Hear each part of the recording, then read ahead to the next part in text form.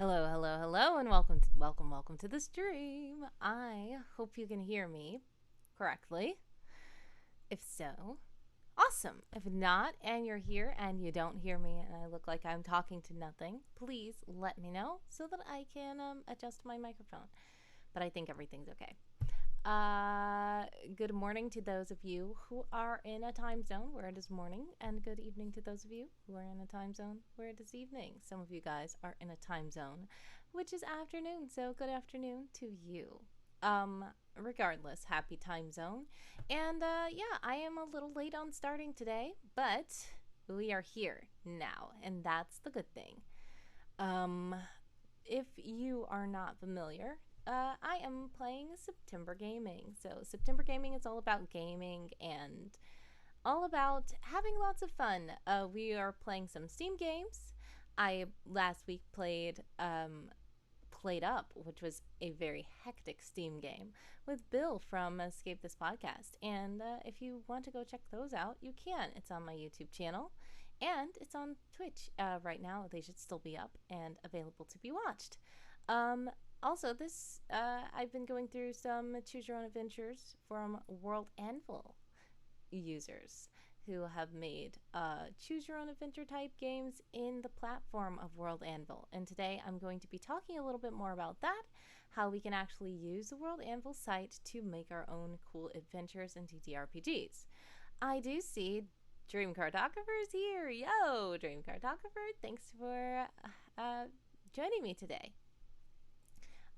Yeah, and then speaking of DreamCartographer, we are going to play through another game that DreamCartographer made. If you guys did not know, DreamCartographer makes games and they're really cool. We tried Peril Lair last time. If you want to watch that, you can go back to my YouTube channel and see that. It should still be up on Twitch as well, but it was very interesting, very cool. I think the audio was too loud at one point. My fault. But I think I got that fixed this time, hopefully. If not, let me know. I'm still quite new to this. I'm trying my best with this Twitch everything. I probably need another software to monitor the volumes better, something like that. But anyway, I'm trying. We're gonna go through Snow, which is very fun looking, and it looks like it's about a little white lion, which is nice. Also, yes, I did talk about. We're gonna talk about World Anvil and creating your own choose your own adventures and TTRPGs in the platform of World Anvil, and I'm going to go through some of mine as an example because I've created quite a few kinds of things like that in there. And we're going to try our hand at the Stanley Parable Ultra Deluxe, which was recommended to me by DreamCartographer because a DreamCartographer does say that the narrator on the Stanley Parable reminds her a bit of someone. I wonder who. But anyway, thanks for joining whoever is here and those of you in the future who are watching after the fact. If you want to go to my YouTube channel, anybody in the chat, handsome co-host, could you please tell them where they can go? Yes, you can click that little link and it will take you to my social media page, which is basically like a link tree, and it will tell you all the different places you can see me online, including YouTube. So, just to go over again, the wisps here. We have wisps that are redeemable in the chat. I've added some different things that we can, do. You can redeem a prayer request. For just 25. That's good. You can say pause. There's an ad because I still haven't worked out ads completely. So if there is an ad going and you don't want me to keep talking because you don't want to miss anything, you can buy that. You can buy Celebrate, and if you do that, I will just celebrate and do a quick party for you. We also have where you can unlock random sub emotes and choose an emote to unlock. You can modify a single emote. You can choose randomness, which makes me do random things. You can make me tell you a funny, embarrassing story about myself. You can tell co-host to do something. You can tell me to sing something. You can ask someone to say something. And yes, speaking of that, I have a good link now where I can instantly just go and find the things for someone to say instead of searching through all my files. Like, why did I even create that? Why did I even create that little redeemable option when I had absolutely no organization whatsoever? But now I do. So if you do redeem a someone say something, I will instantly be able to go to the page and let him say something. And if you don't know, someone is voiced by the amazing John McNally. Activate music is another one you can choose, where I will just play some chill background music. Hijack stream. You can hijack stream in multiple ways. You can sprint. You can make me stop everything and do a word sprint. You can make me stop everything and do a story, read a story. You can make me stop everything and play Among Us. And I will post that a link in the chat so that you guys can play along. You can make me stop everything and do an art stream. You can make me stop everything and play a random game. Or you can make me stop everything and quote-unquote go crazy, which is something that you can choose to just whatever I do. Yeah. And speaking of that, DreamCartographer has contributed 250 wisps to the super fun stream party. Thank you so much, DreamCartographer, for contributing. That was the last thing I was going to say. In addition to all those things you can redeem, you can also contribute those wisps that you're earning to a super fun stream party, and we are now at 90%. We only need 10 more percent to get to the end. So that means we only need 1,000 wisps to be contributed. So if you don't know what that is, these wisps are something that you just earn while you're watching our channel. You don't have to actually pay your money. So as you're watching, the more you watch, the more streams you watch, the longer you watch, you will be getting little wisps, which are channel points, and you can use those channel points to make me do fun things and to contribute to cool goals like that. Another goal we do have is September savings, and we have to get 4 more subscribers so that we can unlock some cool emote slots. So that is another one of our goals, and that one will require money. If you're subscribing to the channel, you do have to pay. But if you follow the channel, that's free. And feel free to follow it anytime if you're not already. The super fun stream party community challenge is complete. Thank you guys for contributing to that super fun stream party challenge. We've raised 10,000 wisps. I appreciate it, you guys. Very cool. DreamCartographer donated the rest of her wisps. Aw, I appreciate that. So that means sometime next month, I'm going to try to make it where you guys can all join who are interested. I might have to do like a kind of long stream all day or something so that people from different time zones can join in. I don't know. I will get together with you guys and figure something out because you guys are the ones who contributed to the party. So I want to make sure that you are able to make it to the party. DreamCartographer says, I still have 1.4K.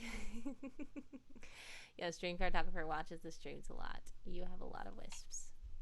So we never know what she will redeem. Anyways, let's get into the stream then. Firstly, it is a game stream. So we can start with DreamCartographer's nice snow demo. And do note it's a demo, which means it probably will cut short. But I think that it's going to be really nice. Yes, DreamCartographer says October fun. Yes. Speaking of that, though, before we get into this, I wanted to see if, because I know there's Inktober coming up in October. So I was thinking maybe I could do some art streams next month. If you guys think that's something cool, please let me know. Because Inktober, if you don't know what Inktober is, it's like every day in October there's prompts. So there's like 31 prompts that are just like one word or something like that that prompts you to draw something. And it just tries to, get you in the spirit of drawing every day. It could be like a stickman doodle. It could be like, something very elaborate. It doesn't matter, but Inktober is just for you to express your creativity through art. And I thought maybe I could do some art streams. I don't think I'm going to be able to stream every day, unfortunately. The good thing is I did get another position, so I'm supposed to be starting next month. Hopefully that goes well. But that means also that I'm not going to be able to stream as often as I've been streaming. But I've appreciated this little break that I had and the fun times that I was able to stream with you. I hope I don't completely fall off the face of the earth after that. I really don't want to go back to working so much that I don't have time to do anything. But I am thankful for it because, of course, my wallet is in need. But I'm going to try to organize my schedule better so that I'm able to still do creative things, fun things, and work. So yeah, that's a goal of mine. Please keep me in prayer that I'm able to do that successfully and not just completely go into some kind of weird working all the time black hole. DreamCartographer says, snow. I will finish it by this Christmas. Who knows? Well, let's play it now and see because it looks very cool to me. No pun intended. The bell rings. It's tiny and tinkling, yet the sound makes Snow feel a weight he can't explain. But he knows what it means. It means the door is open. The children are here. There are 10 of them in all. They wander in, confused. Their jackets and boots and knitted hats are covered with snowflakes from outside. As they stand under the warm light, one of them spots the sign. Snow can't see it from where he is, but he knows what it says. It's a simple invitation, a simple deal. You can play with these toys as long as you want, but each child can only take away one. At that moment, the rest of the room lights up. The children look ahead and catch their breath. Their eyes sparkle. All fear melts away, replaced with glee and bright smiles. Snow knows they can see his friends now. They're sitting on shelves and lying on cushions. Some of them have perfectly stitched smiles. Others have no faces at all. All of them are still, unmoving, waiting. And once again, he waits too. The children rush towards them. They pick up whatever they can get their hands on. Soon they are chatting and laughing away as they play with the toys. Snow watches from his corner. They haven't noticed him yet. Then it happens. A boy in an indigo sweater walks near one of the shelves and sees him.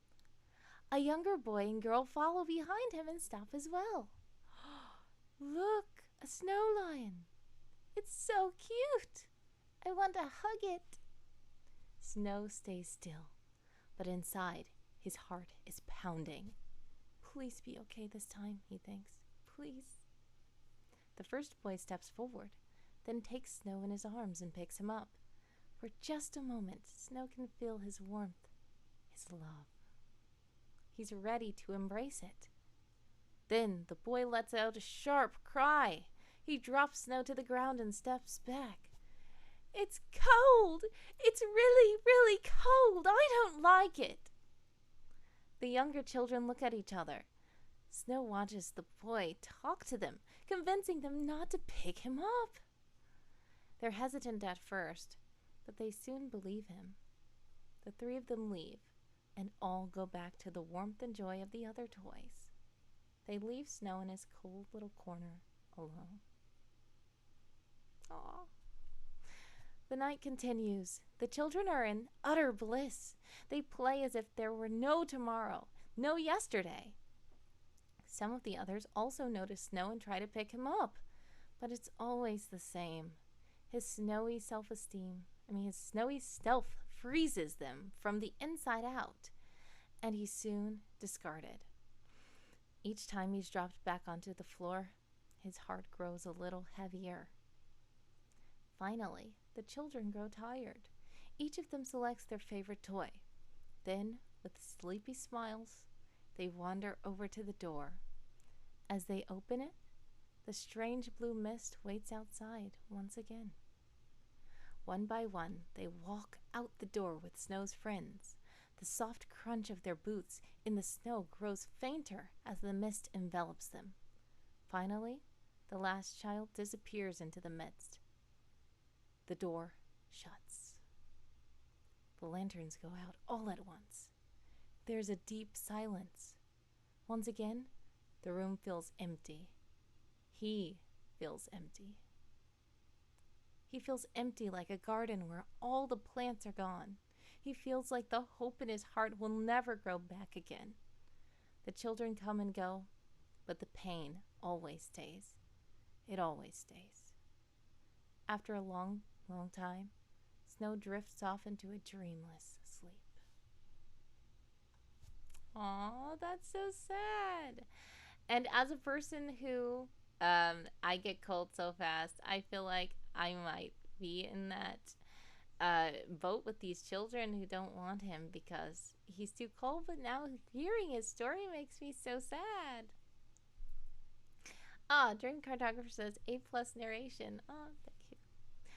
So this is chapter 1, I believe. Chapter 1. Snow hasn't been looking at the clock lately. Before, he used to do it all the time. It gave him comfort in a way. This is how much time we have left, he would think. I still have time before Bonbon leaves me. Yes, we have lots of time to stay together. But now, the more he looks at it, the more he grows worried. Because eventually, it started showing that the time was getting closer. The time was running out. So he stopped looking at it and started focusing on the time they have left. He keeps doing that. If he keeps doing that, maybe somehow it'll last forever. But Bonbon has noticed. She comes up beside Snow, her wooden cross and strings trailing behind her. The look plastered on her face is always the same. A little red smile, button nose, and inquisitive eyes that match her dark blue dungarees. Those eyes are trained on something nearby. Snow knows she's looking at the clock. They're coming soon, aren't they? She asks. The children. Do you want us to say that's still a while away? Or, yes, I think they are. DreamCartographer is the one who made this. So, if anybody else is in the chat who wants me to do a certain choice, please let me know. If not, I'm going to choose one.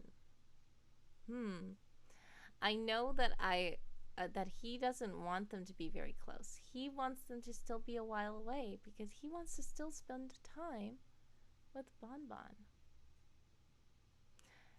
DreamCartographer is back in Game Developer Gel.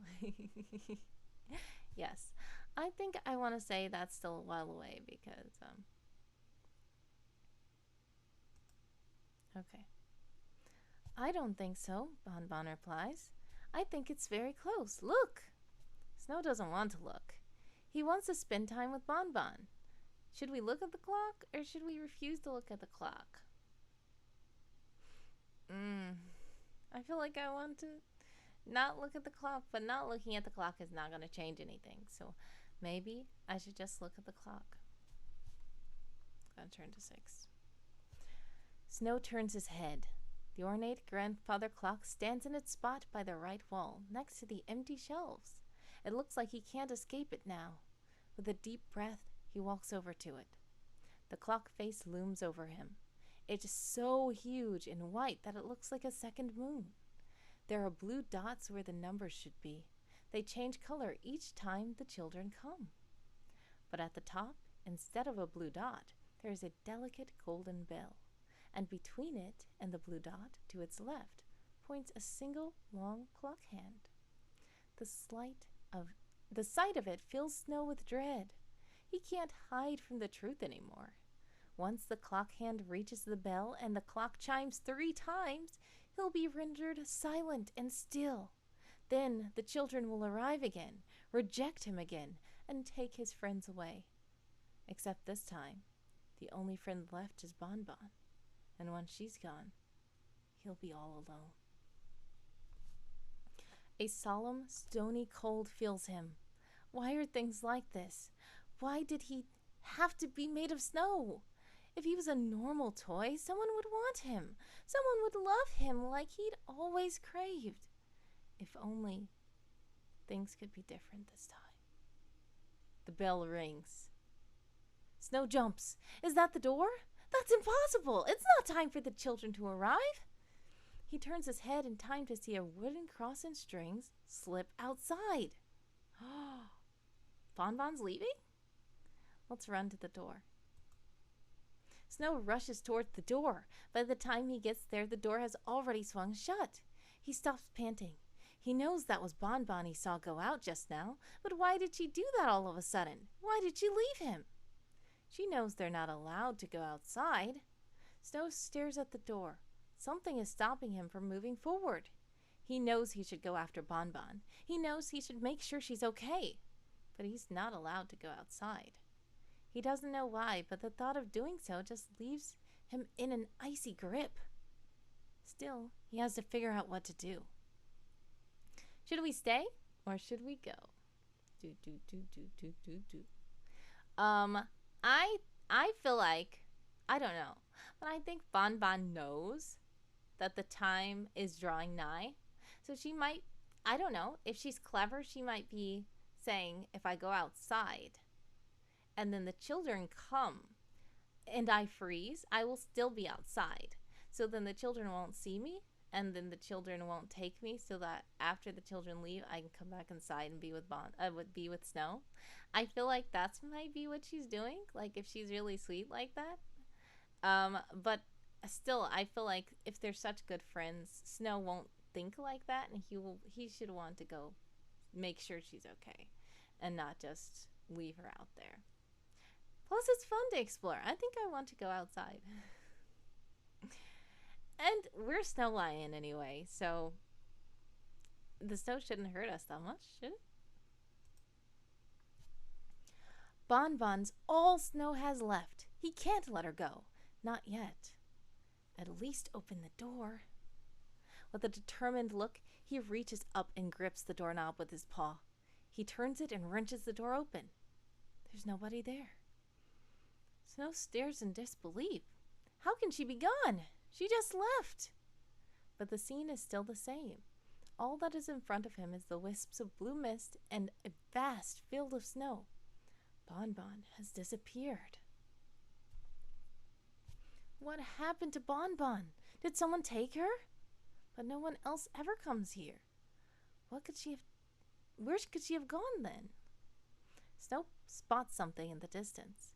It looks like an endless row of trees, just clear enough to make out while still being shrouded in darkness. That's when it hits him. Of course, the forest. Bonbon was the one who first spotted the forest while they were staring out the window once. They can't always see it, but it's always there, always looming. It's the only other place to go, the only place she can be. But is it really okay to step outside? To go that far? Can Snow even get there? I can't lose Bonbon to this place. I have to try. Snow slowly lets go of the doorknob. He takes a deep breath. Here goes. As he steps through the doorway, the only thing he thinks of is Bonbon's smile. To be continued. Oh, to be continued. Okay. That was pretty cool, DreamCartographer. Very nice. That was very nice, and it was very sweet. I wanted to know more. And I don't know if my hypothesis about Bon Bon's trick was true or not. I don't know if she was really leaving for that, or if she was just curious. I don't know. But yeah, very great. That was awesome, and the writing was wonderful. Thank you, DreamCartographer, for sharing that. I love your storytelling. Um, so speaking of those kinds of games, uh, let's see. I do know that we can use World Anvil to do those kinds of things as well, which is something that I do sometimes. So there are different games that I've made on World Anvil, where you can click around the page and find different adventures and stuff like that. Some people even have it where when you click the button, it takes you to a different page altogether. Uh, that's what happened in, I think, was it, let me see. It was, Stolen Beauty? Yep, there it is. Let's see. So, we're gonna put this over here. Stolen Beauty is one of these choose your own adventures that I've been playing. We played this with Bill a couple of times, and it was very interesting. It's about a museum, and a painting is stolen. And for some reason, they think the painting is still inside the museum. So we explored the museum. We found some weird stuff, and one day we blew up their museum, which is very, very weird. But yeah, there's a lot of interesting stuff. By the way, this art was created in Midjourney, which is interesting. But yeah, so this, if you choose to talk to staff, it will take you to an entirely different page, with more art and more different choices on the page. But then there's some other ones that we did, like yesterday. What was it? It was called Lost Relic. Yes, there it goes. This one was instead more like DreamCartographer's game, where when you choose to click around, you can the page has anchors in it, and these anchors take you to different spots in the same page, which is good. So there's different ways to do it, just like there is oh wait, what? Oh, I, for one, did not put it in the chat, the link to Snow by DreamCartographer. I want you guys to be able to play it, even though it is not completely finished. Snow is awesome, and that was such a nice one. Play Snow.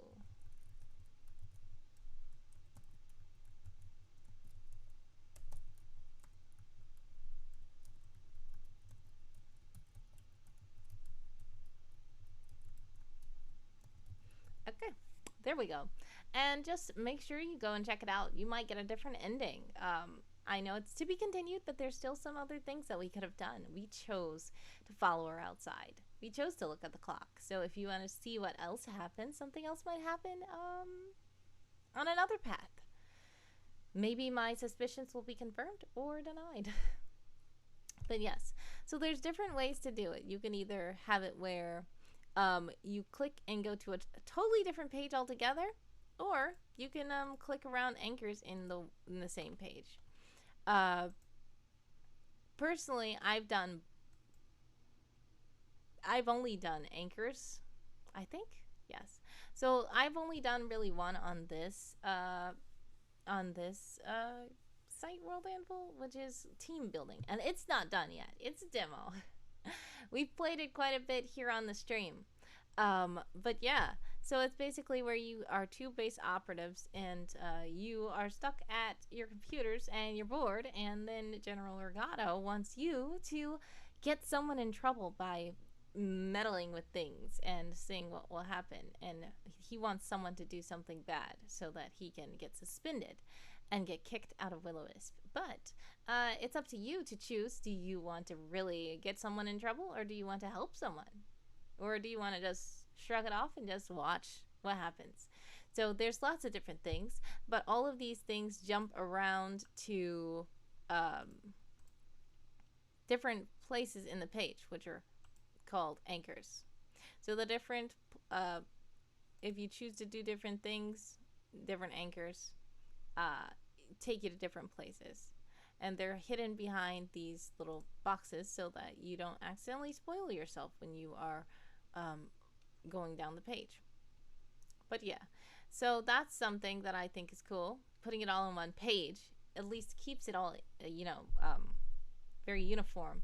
And then it makes it where, people can't be looking around your world and then stumble upon a page. What's this? And then it's connected to a bigger story and they don't know how they got there. But it's still fun to put them on different pages because then you're able to do more. You're able to, have different setups, have different art, and it's probably a little less confusing, especially when looking at the CSS of the page. So I can just show you how this looks. Quite a bit of a mess, especially if you have this on, and then each thing is inside of a box, and all these things you have to try to remember where all the anchors are and all that kind of stuff. So yeah, I know DreamCartographer develops games, so she probably knows about those kinds of coding and stuff. But doing it on each individual page is also good. So there's different ways to do it. If you want to make a game on World Anvil, I want to put the link to World Anvil in the chat because it's an awesome site and you can use it to choose your own adventures, but you can also use it to just world build, talk about your world. We've done lots of reading streams about different characters this past month, and then before that we were writing in summer camp. So World Anvil is such an awesome site. They have so many different features and it's very nice. It's customizable. So this is the next kind of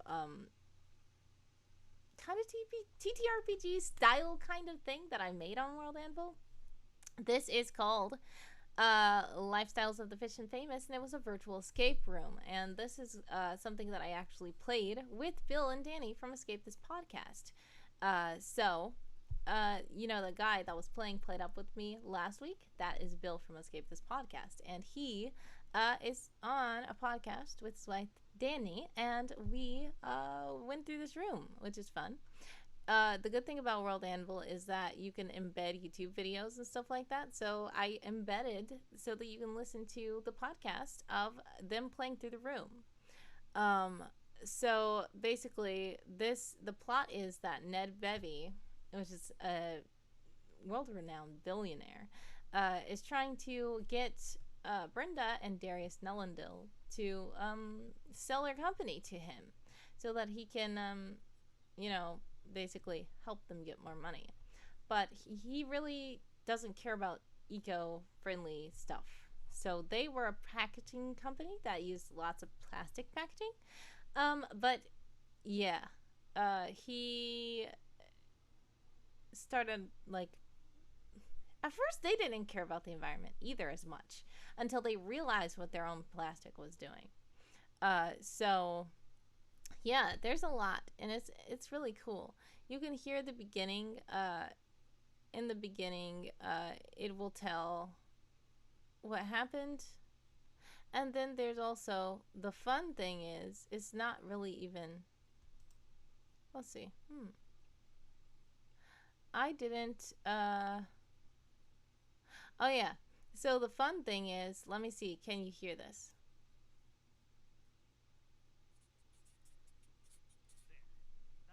Oh, there you go. Fine month at Nellendil Plastics.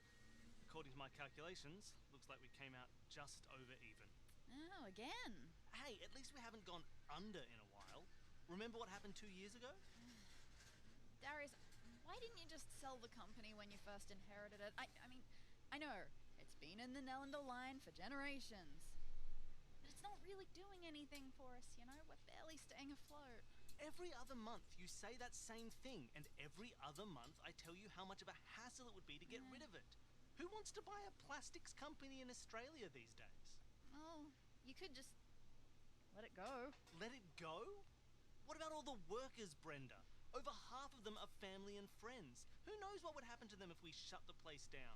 They're depending on us. I understand that, Darius. We're not doing too shabby, but I feel like we aren't going anywhere at all. We're at a standstill. I thought we wanted to go on adventures and travel the world, live it up. This is nothing like the life we talked about when we were dating. You're right. But, look, I guess it's enough for me. Being with my loving husband is what really matters. Doing something we know and sort of love. Helping family and friends, that sort of thing. It is what it's all about. Oh, well put. Couldn't have said it better myself. Well, just warming you up for next month when I'll have to talk you into keeping the company. You will, won't Yeah. you? All right, so I'm not going to play that whole long 10-minute thing. But yes, DreamCartographer does ask who voiced this, by the way. So that was Bill and Danny that were the podcast people. So they, since they are playing through the room, I asked them would they be kind enough to voice the characters that I kind of made based off of them anyway for the to be in the room, which is Brenda and Darius Nellendale, which are the people who, own the plastics company. So after that, there is well, I come in, but I'm not myself. I'm supposed to be their secretary, and I tell them, Ned Bevy's in your office, and then Ned Bevy is voiced by Chris Montero, which is really neat. He's a cool guy, cool voice actor. He does such a great job. And then stuff happens, and then they end up telling Ned Bevy that, oh no, we figured out we're doing bad. All this plastic is. Oh yeah, let me just play that part because this is very funny. I laugh at this part myself because it sounds horrible. I think I'm coming up right now, so I'm gonna be quiet. Every time. Hey, boss. This hotshot guy is here to see you. Calls himself Ned Bevy. Ned Bevy? The Ned Bevy. Internationally renowned billionaire. Mm-hmm. What on earth is he doing here? No idea, but he's waiting for you in the office. So yes, that was me. Oh, hi. Darius L. Brenda S. Nellendale. What a pleasure to finally meet the two of you in person. Surely the pleasure is all ours, Mr. Bevy. What brings you here this evening? Well, I can taste success from a mile away. Ah. I can see it in the sound of your voice. I can hear it in your fingertips and smell it in the look on your face. I want to partner with you. I'll be acquiring your business. Kaboom! Okay, so that's Ned Bevy. He's pretty cool. He's really not cool. Ned Bevy is not good, but he acts chill. Okay, and he says some weird expressions. But anyway, yes, that was me with my horrible Australian accent. Yeah, and yeah. Ned Bevy's voiceover is very good, by the way. Yes, it is, and that was really nice to do. That was fun. If you want to listen to this whole thing, please go listen to it because it's really nice, and you should listen to the podcast as well because Bill and Danny try to play through it, and they try to get out of stuff. So we can just skip ahead a bit so that you can kind of see how it is. So this isn't like a choose your own adventure. It's a virtual escape room. So it needs a GM to be there to guide you through the room. If you're trying to click around this yourself, you're going to see a lot of spoilers. But yes, yeah, so basically the full introduction, we also have where you can read what's happening instead of just listening to this. If you want to know more information, I still have it where you can tell that you're the owners of the plastics company, and then Bevy came and bought it from you, this and that, and then basically at the end, he takes them aboard his yacht. So, he sent them on an excellent vacation, but when they were trying to come back, they had to take a detour, and the detour showed them that there was lots of pollution somewhere that was not as beautiful as the island they just been to. So then they're like, wait, what? Huh? Why is all this polluted? This is horrible. Why are you taking us over here? And, oh yes, I also did play that boat driver.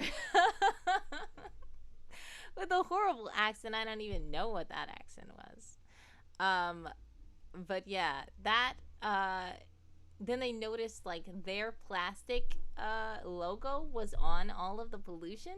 So then they told Ned Bevy that they wanted to stop making plastics.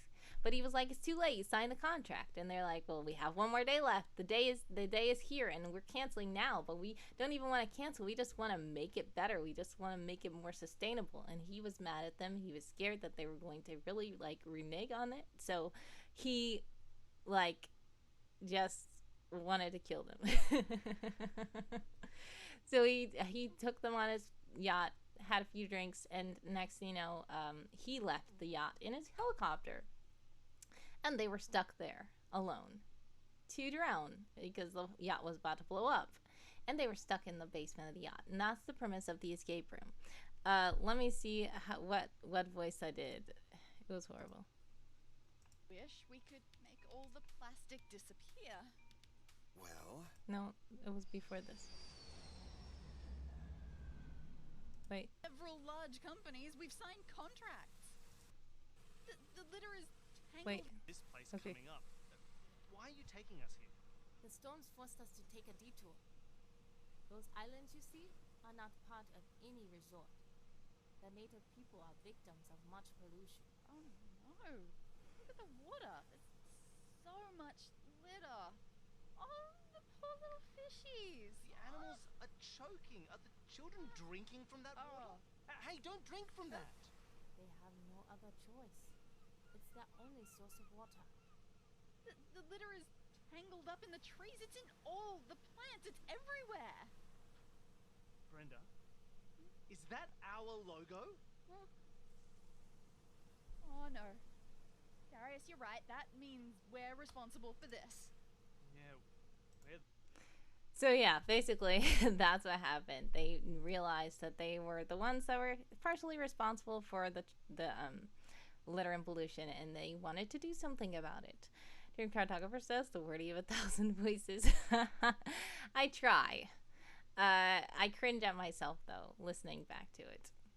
But yeah, the fun thing is there was actually a scene, which was not played on the podcast though, of what happened with someone and Constance when they were trying to come rescue the Nellendils. And this is the reason why, if you don't know, well, this is kind of spoilers, but I know DreamCartographer did listen to the whole thing, I think. You will find that someone and Constance are somewhere in the escape room somewhere. So it's fun to know that. Bill and Danny did not know that when they were playing it. But there was a scene where there was a door and they were scared because they didn't know what was in the door.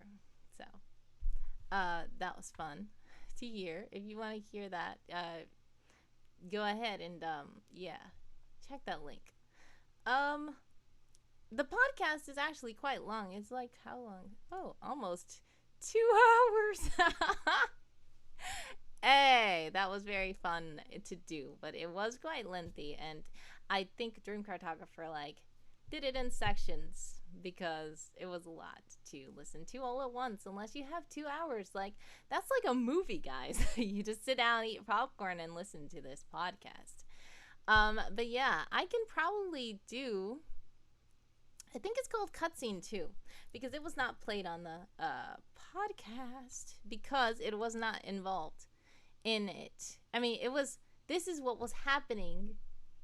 Okay, so in the timeline, let me back up. In the timeline, first, Brenda and Darius are at their factory. Ned Bevy comes in, buys their business. Then they go and, on all these vacations, they're living it up, mega everything. And then they go back and they go through the detour and they see, oh no, what is this pollution? Oh no, that's our logo? Oh no, we're going to tell Ned Bevy no. So then they go back, tell Ned Bevy no. He says, what? No, don't say that. Never mind. Don't worry about it. Yeah, we can do eco stuff, whatever eco stuff. Hey, want to go on my yacht? And they're like, oh yeah, cool. And then they just go on his yacht. And then he basically knocks them out. But it doesn't tell that he knocks them out. But he just basically, they go on the yacht, they have some drinks, and then the next morning, Brenda and Darius wake up, and they're locked in the bedroom, and they can't get out of the yacht. and they find a very ominous letter from Ned Bevy. That basically tells them everything. Like, yeah, you know, you thought you could be eco, whatever. Bye. You're gonna be sleeping with the fishes that you wanted to rescue. See ya, like that. So then they know that they were tricked by Ned Bevy. So that's the thing. In that timeline, when they tell Ned Bevy, we want to be eco-friendly now, and he says, okay, want to go on my yacht? And they say yes, and they're on the yacht, and they are having drinks. This is when this takes place. So this is a cutscene. I hope it's not that long. Oh, 6 minutes? Do you want to hear this? Maybe? I don't know. It's fun. I don't know if you guys heard it. Is this audio too low? Or is it too... I'm going to turn it up a little bit.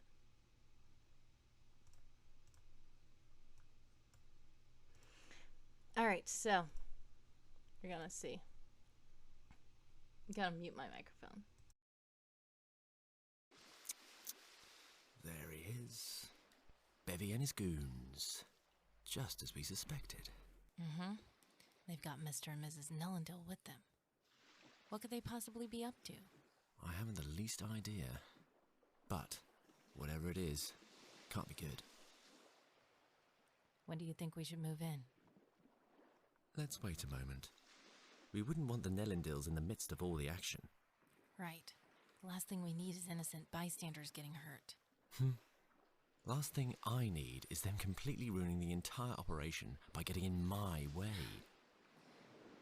If you're gonna make an apathetic, egotistical comment like that, at least say you don't want them getting in our way. This isn't a solo mission, Hotshot. I said what I meant. I'm your partner, remember? No, you are simply an obligatory associate, quite prone to getting in my way yourself. So be careful not to do that, please. Lord, give me strength. Amen. Please do. She surely needs it. Hey, check it out. They've cleared the sun deck. Now's our chance. Good observation. Sounds like that strength is kicking in. You know, why are we even in this rowboat? We should have come down by helicopter. That's absurd. He would hear and see us coming from miles away. Stealth choppers aren't that loud. By the time he realized anything, we would have already been right up on him. Untrue statement. That yacht most likely has a radar from land and sea, considering he has his own personal helicopter on the craft. Well, this boat's no better. He'll probably just see us rowing up to him and snipe us before we're within yards of the ship. We're clad in black. The boat is black. It's the dead of night. The fog is thick. Highly unlikely. Either that or he'll have his goons waiting for us once we climb over the railing. This is an advanced vehicle intended for stealth operations. It blends in with the fog and gives off no electronic signals. He won't see us coming, so he won't even know which railing to wait at. Unless you do something crazy, everything will go according to plan. Shouldn't you be talking to yourself? You're the one who does all the crazy stuff. My crazy stuff is part of the plan. And what exactly is the plan? You'll see. You know, that's not actually how partners work, right? I know, but we are obligatory associates. We don't abide by boring partner rules.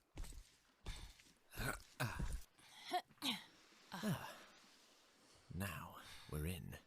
That wasn't so bad, was it? Oh. Well, well, well, boys. Looks like we have ourselves a couple of will-o-wisp agents. See? What did I tell you? Evening, gentlemen. We just stopped by to say hello.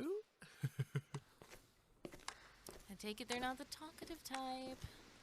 Then I guess we'll just have to use some body language. Hey,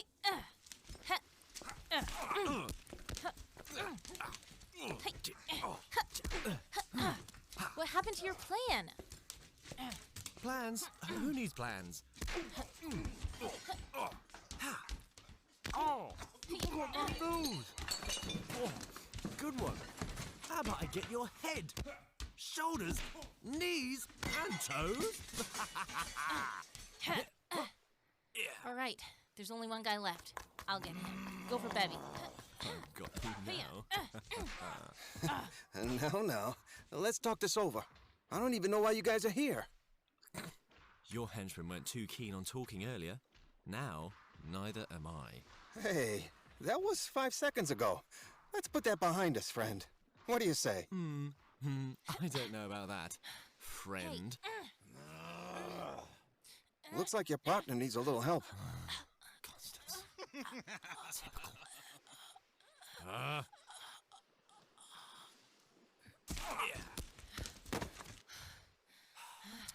Obligatory associates, always getting in the way. Look out! Oh, the irony. The Nellendils were about to go down with the fishes they wanted to save so much. And now it looks like you guys are about to go down with the Nellendils you wanted to save so much. Kaboom! Hey! Get your filthy hands off me, you low-down creeps.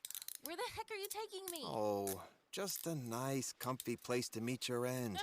Quiet and serene. Nice and dark. You won't feel a thing. Until you do. But by that time... Oh, let me go! Oh, there. Don't pout your little face and be so mad. You are one of the lucky ones. Not everyone's life comes to a beautiful end on a multi-billion-dollar yacht, you know. I don't give a care about your crummy yacht. Hey! What are you gonna do with him? Oh, we've got real special plans for your heroic little friend here.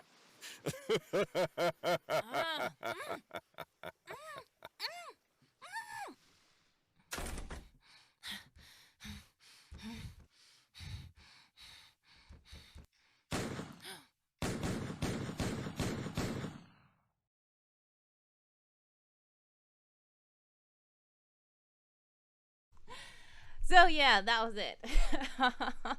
That was the scene that was not aired. That was just a little hidden scene that happened. That was telling what happened when the Nellendils got knocked out and they were in the boat and they got locked in the yacht. So yes, it was someone in Constance's rowboat. So so this is the thing that happened. Ned Bevy and his guys got away at the end. So yeah, spoilers. If you want to listen to this, you can feel free to listen to it. But you heard gunshots there. What was that? Of course, Constance thinks that they are shooting someone. I don't know who. Maybe. Anyway, but yeah, that was kind of.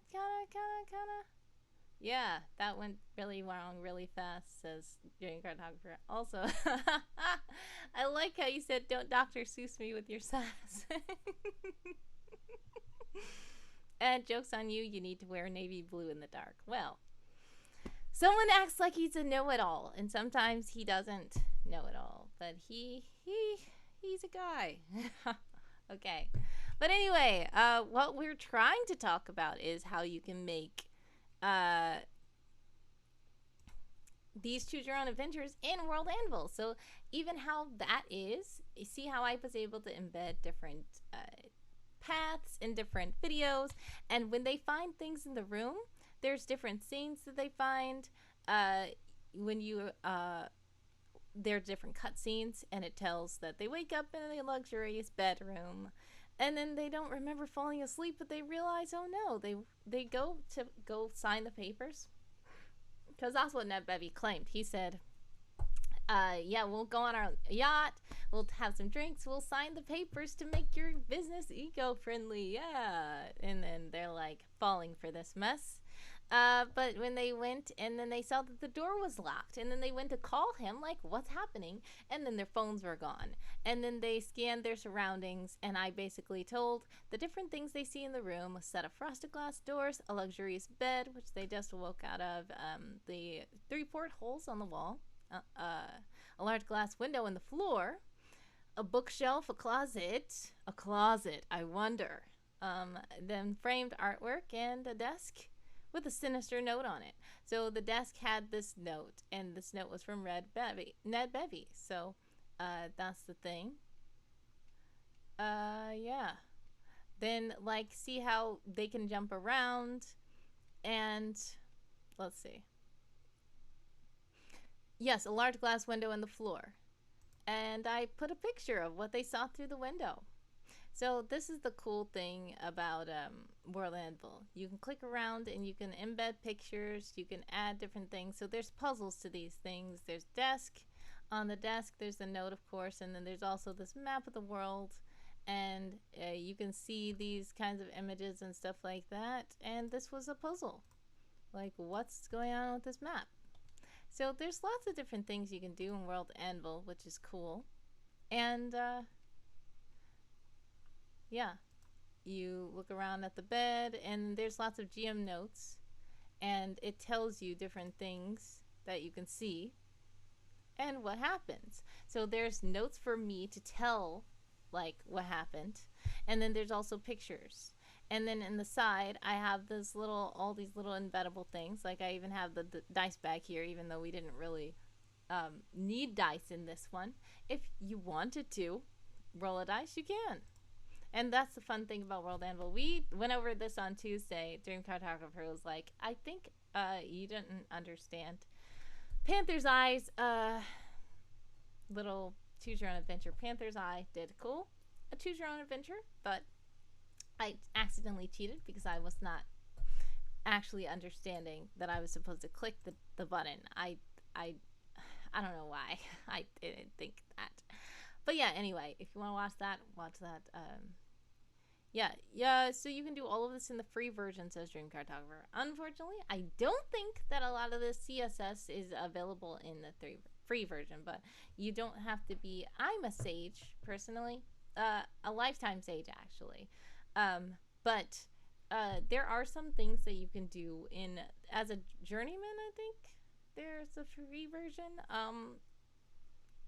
You're going to have to test it out because I'm not sure all the things that you're allowed to do let me see. Well, I'm going to go to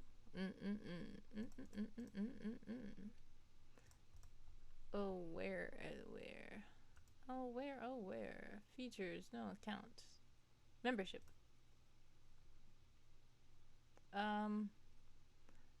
No, where is it? Pricing. Okay, here we go.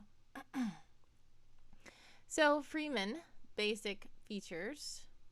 What are basic features? All right, let's see. So you can have 2 worlds if you're Freeman. You can have 20 drafts, and you can have 175 published articles. So once you reach 175, I guess you can't make any more articles. Article templates, yes, you have access to them. Maps, yes, you have access to maps. Timelines, you have access to timelines too, which is nice. Timelines are cool. Maps are cool too. And article templates basically are just these different things where you can choose which one you're making. World data exporting, so you can export the file. The world homepage, so basic. How does a basic, what does that mean? All right, storage. You have a max of 100 MB. So let's see. If you are a free member, you cannot have co-owners and editors. So that's like if different people are like helping you out with your world, they don't have to keep logging into your account. Instead, you can link their World Anvil account to your world so that they can make articles and stuff inside of your world. You can't do that if you're free. You can't have subscriber groups if you're free. You can't have private worlds and articles if you're free. But the good thing is you can have them in drafts. Drafts are free, but you can only have 20 of them. That's a problem. Chronicles, oh no, you can't use Chronicles if you are free. You can't use whiteboards if you're free. You can't use the Creator's Notebook, Secrets, Article World, Count, Word Count, and Goals. No ads, so you're going to have ads if you're free. CSS, personalization. You cannot use it if you're free. Yeah. So there's a lot of stuff that you cannot use if you're a free member, but it's worth, I think, just at least checking out if you like it and are able to do it properly, you know. And then if you are like, hey, this is cool, I wish I was able to do this, then you know that you kind of probably think that World Anvil's good for you if you try the free account and you feel like, oh, I want to be able to do more. Then you might. So it's just $54 for 12 months, and that's for a master account. And yeah, so this is pretty nice. The problem, let's see, can that do CSS? Yes. So a master account is the cheapest account, and it does allow CSS. You just can't do content trees and all this kind of custom article templates, character. No ads for world visitors or co-authors. So that means that even if you don't have ads yourself, your visitors and co-authors on your page will still see ads. But yeah, it's okay. So there's different tiers, and yeah, if you want to check it out, I suggest just making a free account. And if you think, I really like this, but I want to be able to do more, then it's time for you to maybe look at, you know, and guess what? World Anvil does partnerships with NaNoWriMo, and NaNoWriMo is coming up, and I will let you know, if you're thinking about getting a World Anvil membership, you might want to wait until NaNoWriMo, because NaNoWriMo usually gives discount codes and stuff like that for World Anvil, and that's really how I found World Anvil. So during NaNoWriMo, I was like, this seems kind of interesting, and then I just wanted to join. So I was part of NaNoWriMo before I was part of World Anvil.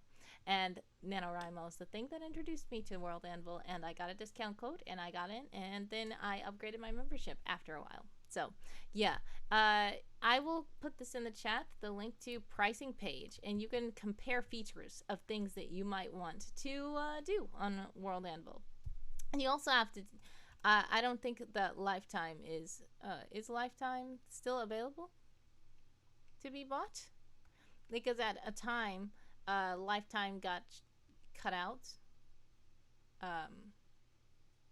Yeah. They were having deals on Lifetime. They were having deals on it when I first introduced it. Lifetime didn't exist at first. So you said that is a major flex. Yeah. So I got in on the ground floor of the Lifetime.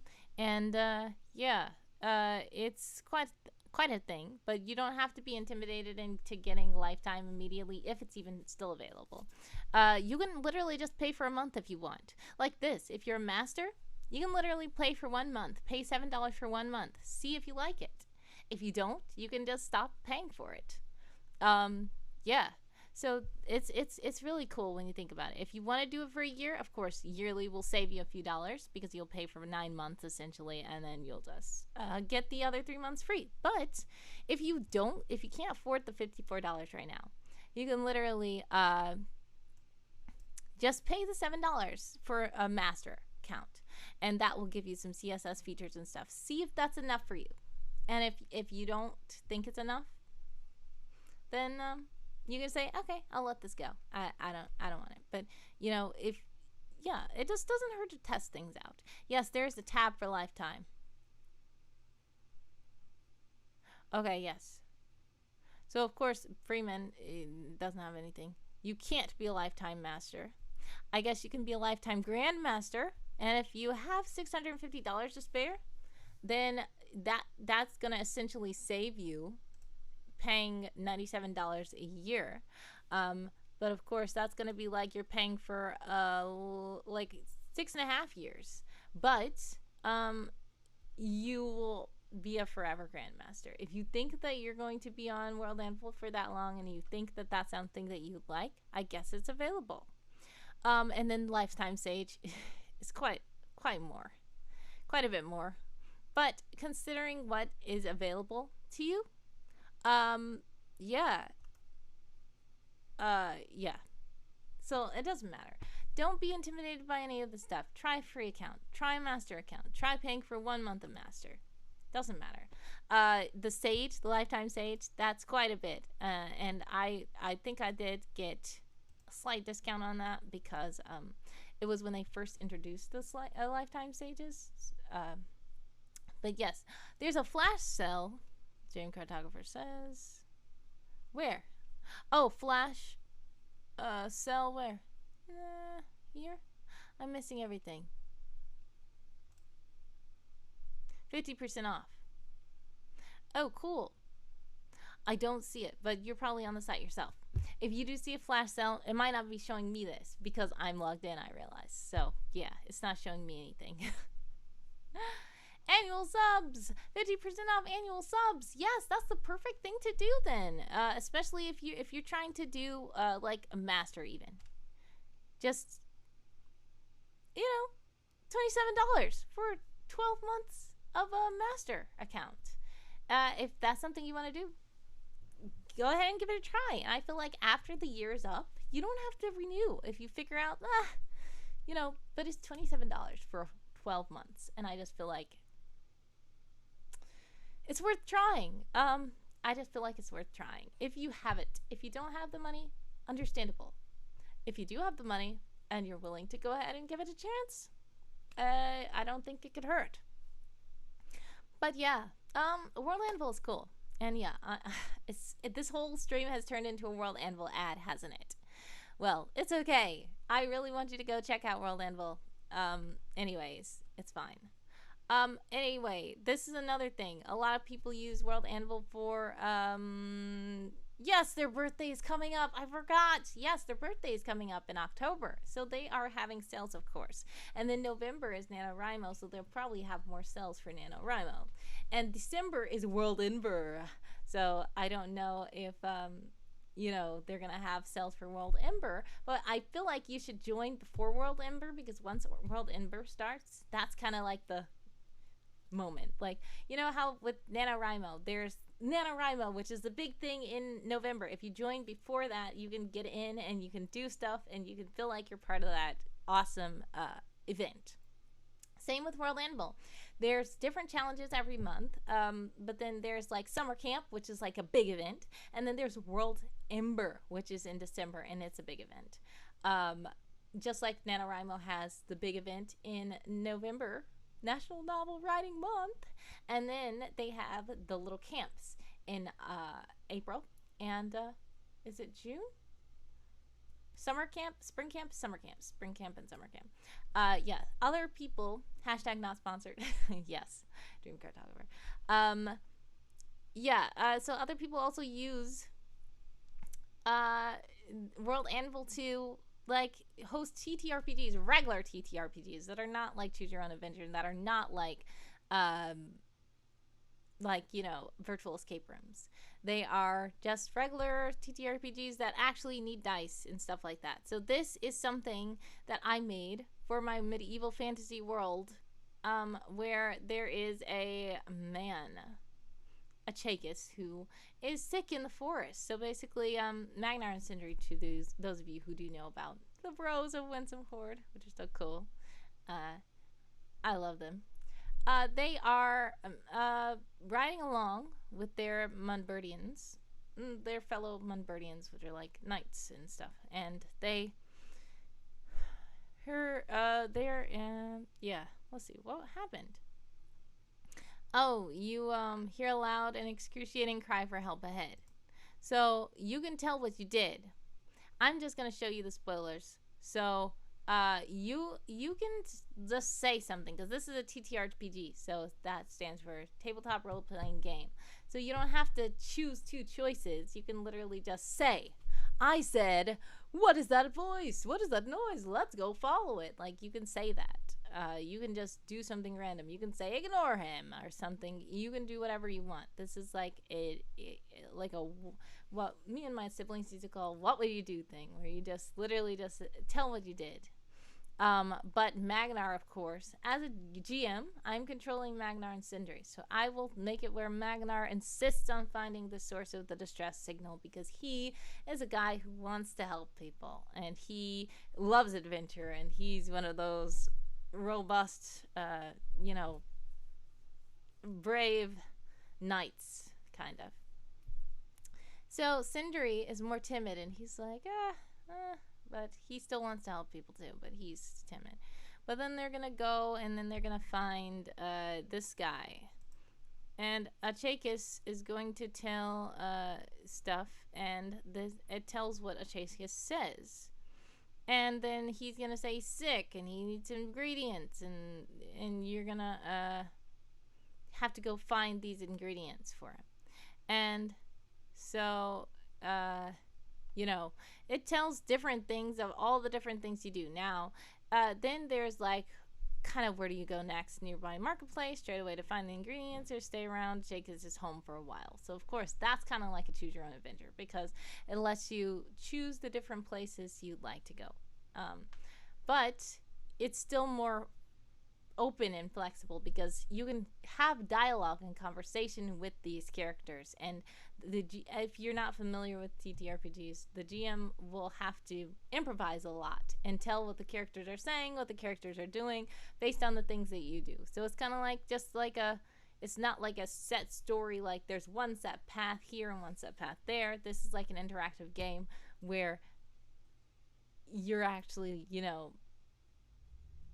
like a movie, kind of. I don't know how to describe it. It's more like a video game where the computer is controlling the characters, but you're able to do way more. Like you're able to type what you're saying instead of just clicking bubbles of what you say. And then since the GM is an intelligent person, they're able to tell what happened as a result of what you said. But GMs are also able to say, no, like somebody just said, then I just pushed Achakis on the ground. Like, it's like, okay, why are you pushing an old man on the ground? Are you sure you want to do that? So, yeah, it doesn't matter. If you want to do that, if that's how your character is, the GM might let you push him on the ground, and we'll see what happens after that. But, some of it might be like, do you really want to do that? And you're like, never mind. No, why would I do that? But yeah. So there's lots of different things. If you explore his cottage, then I did make a second article where you can look around in his cottage. And there's different things you can find in his cottage. And stuff like that. And then there's spoilers also, just in case. And then you return and different things like that. And you can go different places. There's maps. You go to the marketplace and you see lots of different things. So this is a fun game where you need a GM to host it for you. So if you want to play that, let me know. I would have to host it for you, or somebody else who's reading the page can host it for you, and you would have an adventuring party. Drat.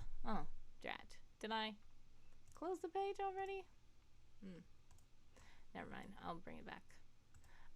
Yes, so over here, there's sample PCs for you to be if you do not know about who you might want to be. So these are just sample characters that I created to, help you out. But the part of the fun of TTRPGs is you're making your own characters. You can make them different people. So that's an example of some of the characters. I will show you some of the other characters that you can be. Like there's Evander, which is a character. He's in the world of Winsome Horde, but you can play as him. He has stats there. There's Cyril. You can play as him. He has stats and quotes and quirks also. There's Jedrick also. You can play as him. And there's Phelan. You can play as him. There was a girl. What happened to her? I had... Oh, man. What happened to her? Yes, then there's Magnar, which is an NPC. Sindri is an NPC, and Jacus is an NPC. And they tell about their characters. I had a girl. I don't understand. There was like an elfin girl.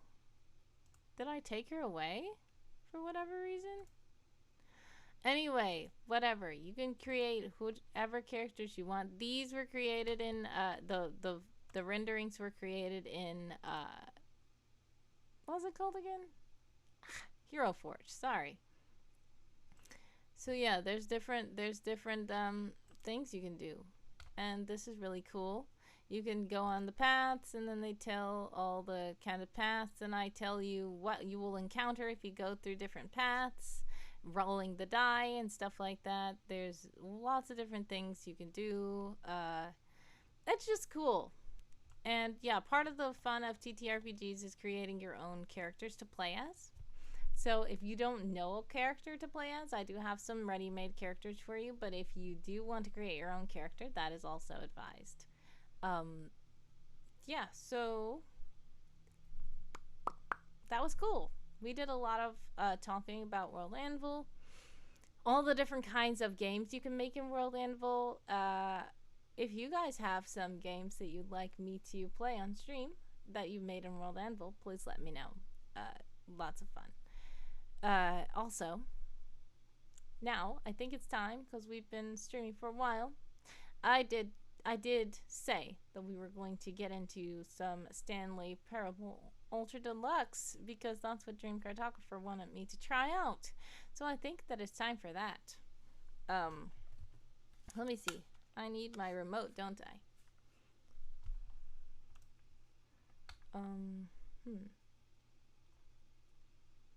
Was there anything else I was supposed to do before that? I don't think so. Yes, so I downloaded Stanley Parable Ultra Deluxe the Tuesday, back when it was not letting me download it because there was way too much going on with my computer. So we are going to see, hopefully the music, is there music? Hopefully it's not too loud. Time to meet someone's twin, says DreamCartographer. So we'll see.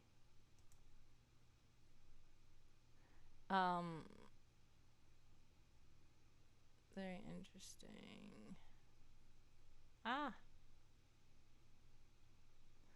It's going on the wrong screen.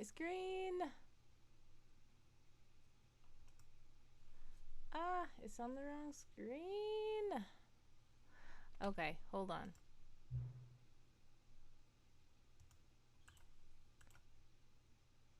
I need to... How do I get out of here? It's not showing correctly. I'm going to have to close all windows.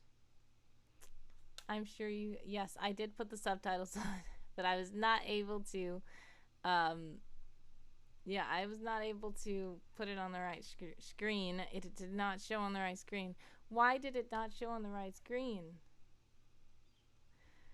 Okay. Is there a way to minimize screen?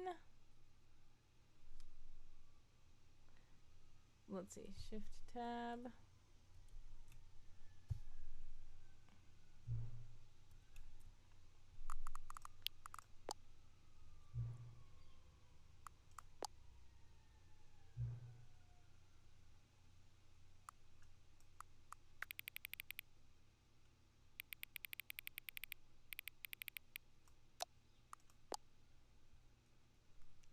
Is it not going to allow?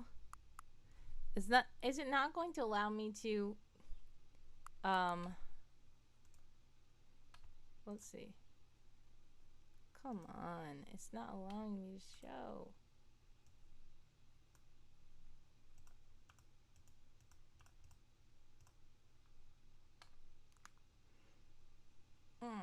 Okay, so the only thing I can think of is to change the screen that I'm looking at to be the other screen because it's not letting me move the screen. Is it going to allow me to do it after I finish this? I don't want to not show you guys stuff.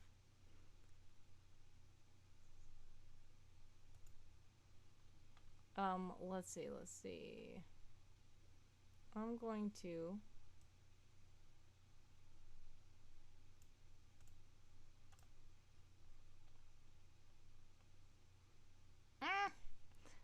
okay, hold on a moment.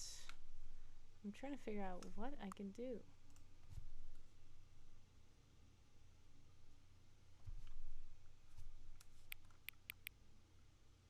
It's 9:36.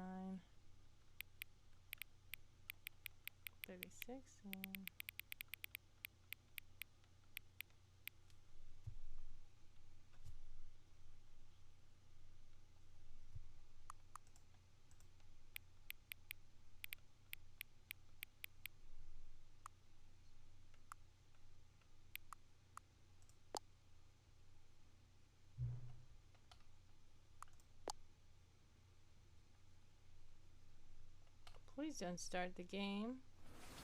Settings. Alright, here we go. Video, full screen, borderless, no. Window. There we go. Okay.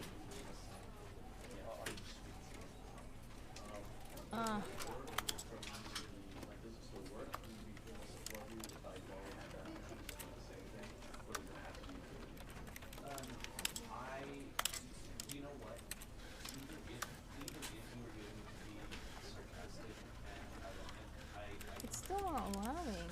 Why is it? Ah, that's not good.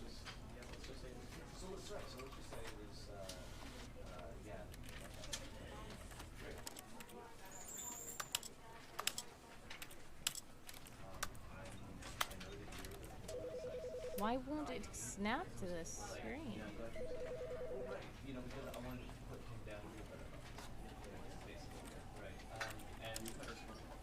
Alright, what I'm gonna do is see if the... This is so aggravating.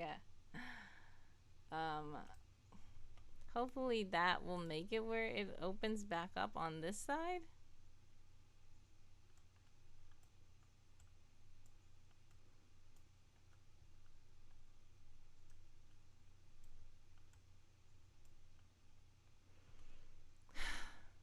It's not working. Alright, it's... For me, it's 9 a.m. 9:38 a.m.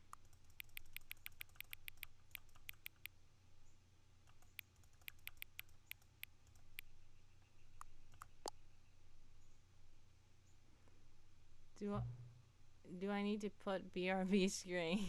Yes, I think I do need to. Wait, before I get started, can we just say something? What? Thank you for actually setting the clock both times you booted up the game. What? How meta is this? A lot of people don't take that step seriously. They just leave the clock set at 12 and call it a day.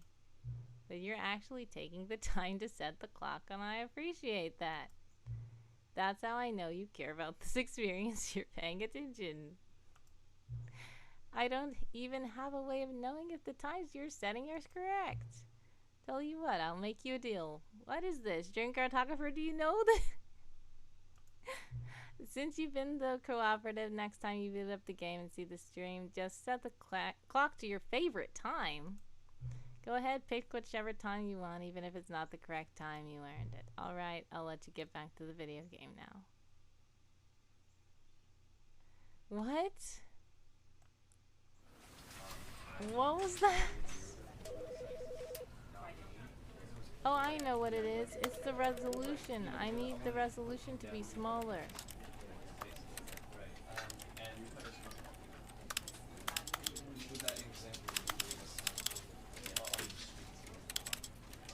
There we go. Okay, I'm like, This is horrible. Alright, let's do this. Nah.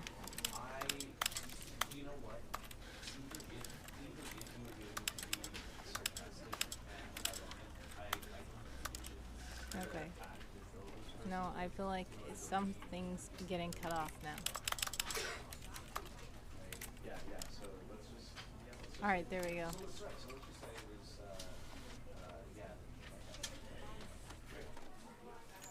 Alright, we'll just do this.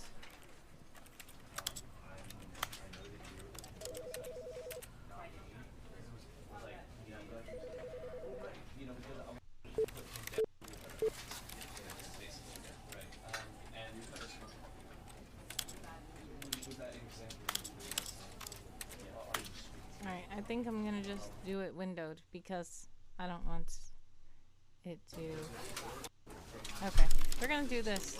Alright, thank you guys for hanging in there.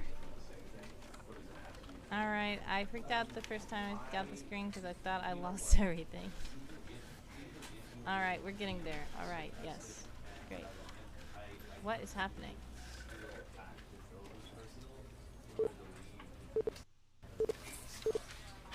I said windowed.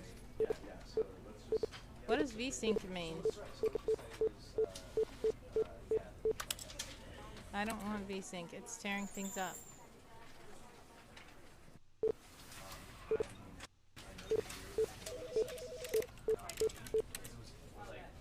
Okay. Alright, we'll see.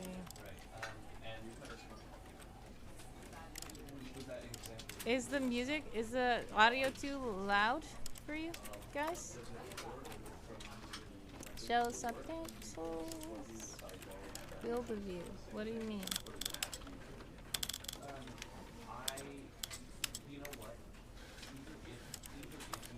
Alright, I think that's so meta. Audio's fine. Okay. So I think that we should begin the game then. Scary.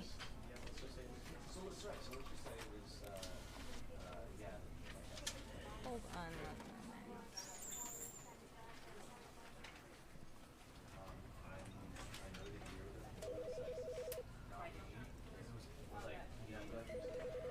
Alright, hopefully you guys see it full screen now. Do you guys see it full screen now? Hopefully, great. Alright, let's get started. I'm scared. The end is never the end is never the end. Okay. This is the story of a man named Stanley. Stanley worked for a company in a big building where he was employee number 427. Employee number 427's job was simple. He sat at his desk in room 427 and he pushed buttons on a keyboard. Orders came to him through a monitor on his desk, telling him what buttons to push, how long to push them, and in what order. This is what employee 427 did every day of every month of every year. And although others might have considered it soul-rending, Stanley relished every moment that the orders came in, as though he had been made exactly for this job. And Stanley was happy. And then one day, something very peculiar happened. Something that would forever change Stanley. Something he would never quite forget. He had been at his desk for nearly an hour when he realized that not one single order had arrived on the monitor for him to follow. No one had showed up to give him instructions, call a meeting, or even say hi. Never in all his years at the company had this happened, this complete isolation. Something was very clearly wrong. Shocked, frozen solid, Stanley found himself unable to move for the longest time. But as he came to his wits and regained his senses, he got up from his desk and stepped out of his office. Oh, I can move now. Okay. Okay. Creepy. All of his co-workers were gone. What could it mean? Stanley decided to go to the meeting room. Perhaps he had simply missed a memo. And where's the meeting room?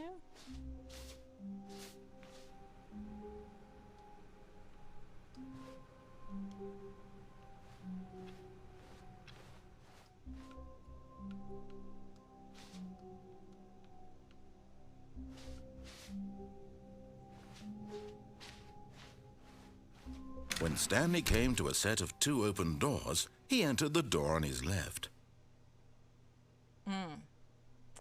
I think this is the time where... Do I want to follow what he's saying or no? Because I think that if I don't, he will start to act like the DreamCartographer told me. Spoilers. Okay. Well, let's see. I'm gonna follow what he's saying for now.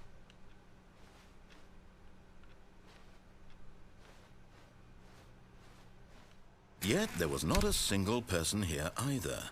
Feeling a wave of disbelief, Stanley decided to go up to his boss's office, hoping he might find an answer there.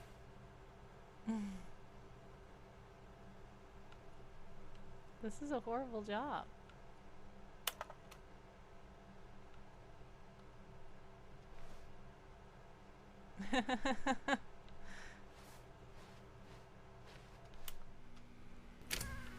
Room closet? Can you go in? Stanley stepped into the broom closet, but there was nothing here, so he turned around and got back on track. Are you sure there's nothing here? There was nothing here. No choice to make, no path to follow, just an empty broom closet. No reason to still be here. He's starting to get upset. I feel like I should stay in here. It was baffling that Stanley was still just sitting in the broom closet. He wasn't even doing anything. At least if there was something to interact with, he'd be justified in some way. As it is, he's literally just standing there doing sweet FA.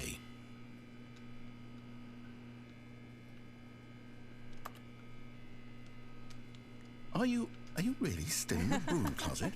Standing around doing nothing? Why? Please offer me some explanation here. I'm genuinely confused. This is weird. There has to be something in here. You do realize there's no choice or anything in here, right?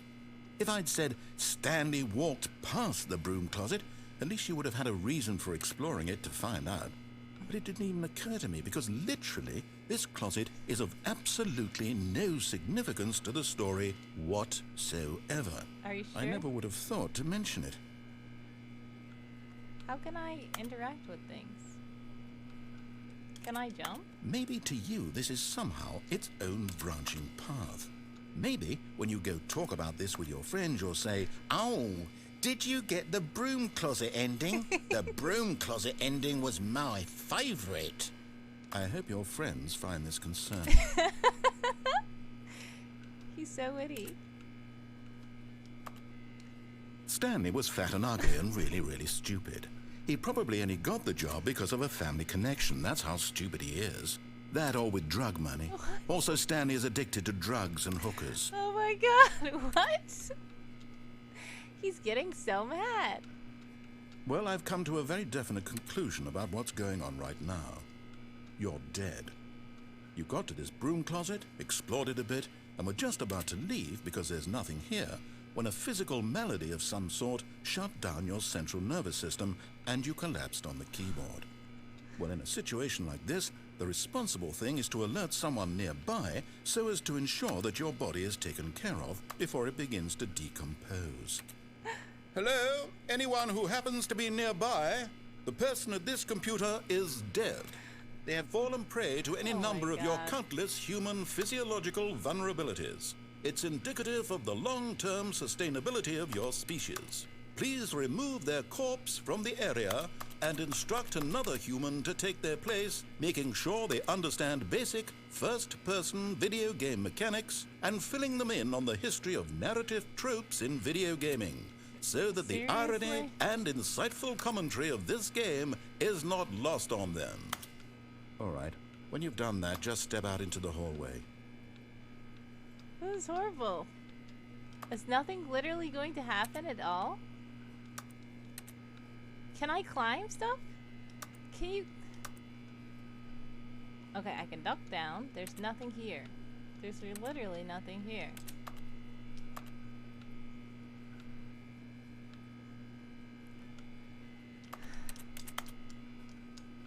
This is so weird. Ah, second player. It's good to have you on board.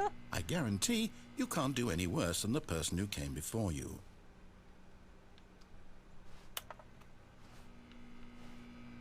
You too? Unbelievable. I'm at the mercy of an entire species of invalids. Perhaps there's a monkey nearby you can hand the controls to. A fish? Fungus? Look, you can hammer out the details. I'm not particularly picky. I'll just be waiting for when you're ready to pick up the story again. Okay, yes. DreamCartographer, you did say leave and go back in. I did see the chat. Yes, I did leave and go back in. He got mad. He's now saying that I'm a second player. Because he assumes that the first player was unable to continue and somebody replaced me.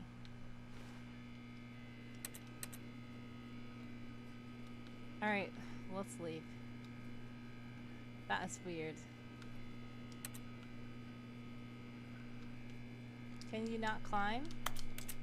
Can you not climb on things? I don't know. It's not working, so let's get out. He got frustrated at me for being in there. Okay.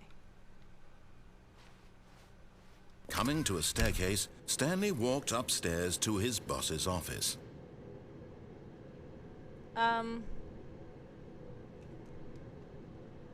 see. You're saying that this chat is not changing on screen. Let's see. Oh, I see. Something's weird. You know, it might be because...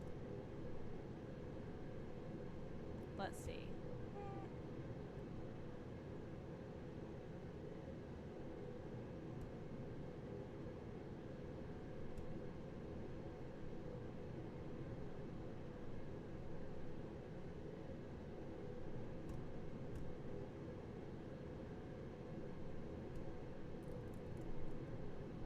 It's not working. You're right. I'm gonna have to...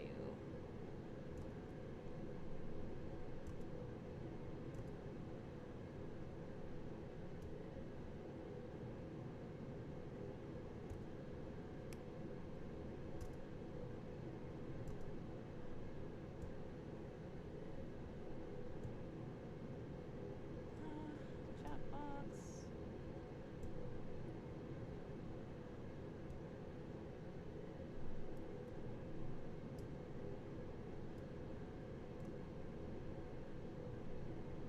Hopefully this works.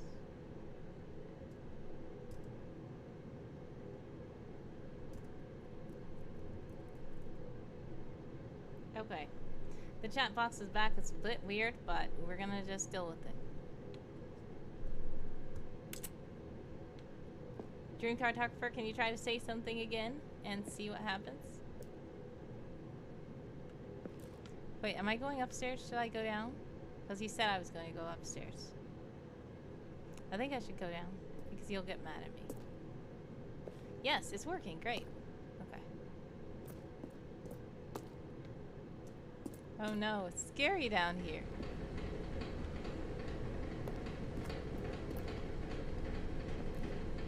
There's papers. Go up? Okay. What is that? There's something scary down in the room. Should I not go down there, DreamCartographer? I'm scared. There was a person, wasn't there?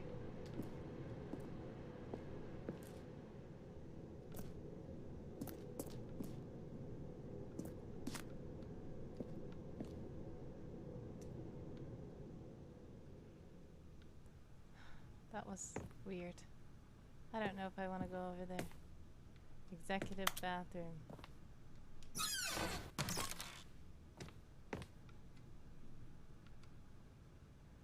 Money in the Morning money in the evening, money for breakfast. Money crisp. Extreme bathrooms.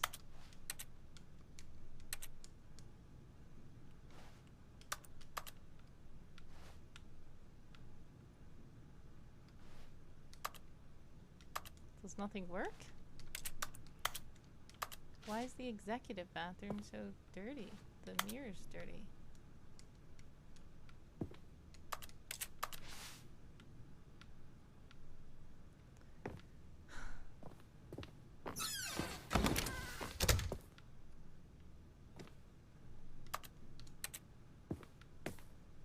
Can I go back here? No? Stepping into his manager's office, Stanley was once again stunned to discover not an indication of any human life. Shocked, unraveled, Stanley wondered in disbelief who orchestrated this. What dark secret was being held from him? What he could not have known was that the keypad behind the boss's desk guarded the terrible truth that his boss had been keeping from him. And so the boss had assigned it an extra secret PIN number. 2845. But of course, Stanley couldn't possibly have known this. 2845? Yes, I did see the Thai portrait.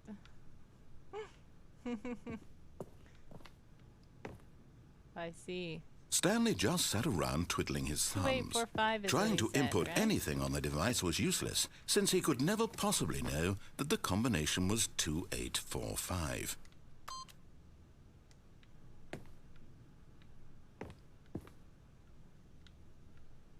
"2845. He's getting mad at me.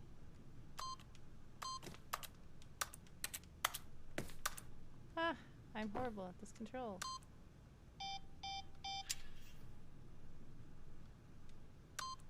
Forgot, but it turns out that the panel's emergency override kicked in, and the door just opened all by itself. And Stanley got the hell along with the story. Well, whoop-de-doo. What on earth? He was mad because I didn't put in the code. I was going to. I accidentally pressed it.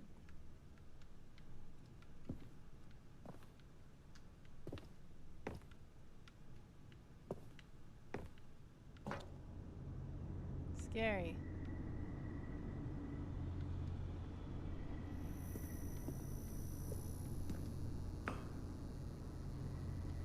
What was in the basement? Did you go in the basement before DreamCartographer? Because it was similar dark red light. Oh no. Is it going to take me into the basement?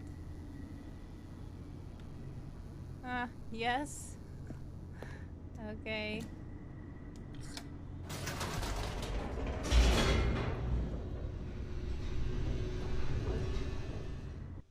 That ending is in the original. No. Descending deeper into the building, Stanley realized he felt a bit peculiar. It was a stirring of emotion in his chest, as though he felt more free to think for himself, to question the nature of his job. Why did he feel this now, when for years it had never occurred to him? This question would not go unanswered for long.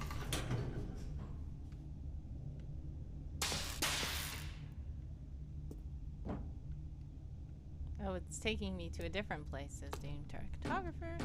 With the basement ending. Stanley walked straight ahead through the large door that read Mind Control Facility. Mind control facility? If light is on, call exit 914 immediately. What do you mean call exit 914 immediately? Mind controls facility. Okay. It's not the same place, says DreamCartographer. Do you want... Should I escape? Or should I go to the mind control facility? I'm scared. I know that if I don't go to the mind control facility, he will get mad at me. Escape looks scary, though. You never noticed the escape sign? Oh, the call exit 914 sign? Okay. Yeah, that's weird.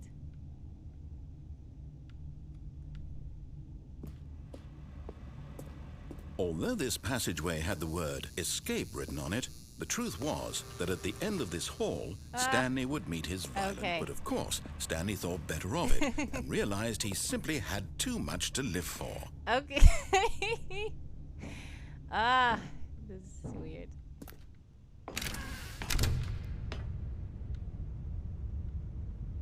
Scary.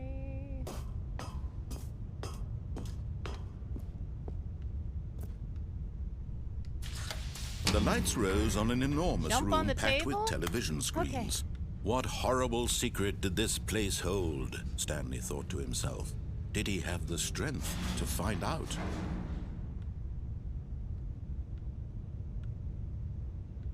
Now what?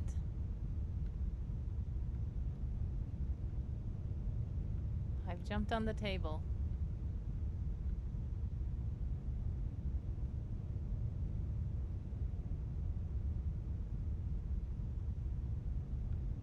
Go forward? We'll fall off?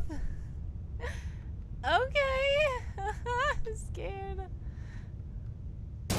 Ouch. Aha! You've made it to the bottom of the mind control facility. Welcome! You see, back when the Stanley Parable first launched in 2013, getting to the bottom of the mind control facility was a bug that we simply didn't catch during development. And you all sent us lots of photos of it on Twitter and acted very superior about it. And you're all very, very clever. Good for you. Anyway, when it came time to update the game, we knew that we had to do something about this little goof of ours. So here you go. New content. You can call it the bottom of the mind control room ending, if that enhances your perception of the value of these updates. Isn't that what you crave? New content? Always more content, more content, more. And I'm here to give it to you. I'm here to make it seem like we really covered every nook and cranny of the game with secrets and Easter eggs. How about this? We wrote a new piece of music just for this section. You won't hear it anywhere else in the game. It's a secret that's just for you. That's how special you are. We call this track, Good Job You've Made It to the Bottom of the Mind Control Facility. Well done. This is horrible. Good job, you did it. Good job. What on earth 3, is 2, happening? 1. Good job, you made it to the bottom of the mind control facility. You jumped on the catwalk. You should have been careful. You should have been careful. It used to be a bug, up and down but now the it's an ending. Now it's an ending. I believe in you. I believe in your ability to cross this barrier and chase your dreams. The railings don't mean anything. Good job, you did it. Good job, you did it. Good job, you did it. Good job, you did it. Good job, you did it. Good job, you did it. Good job, you did it. Good job, you did it.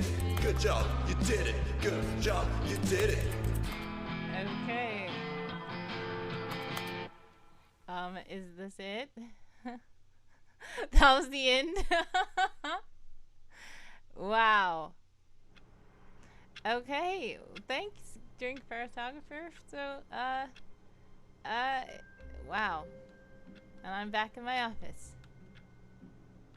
Jumping up and down says, I think we play tested an escape room together.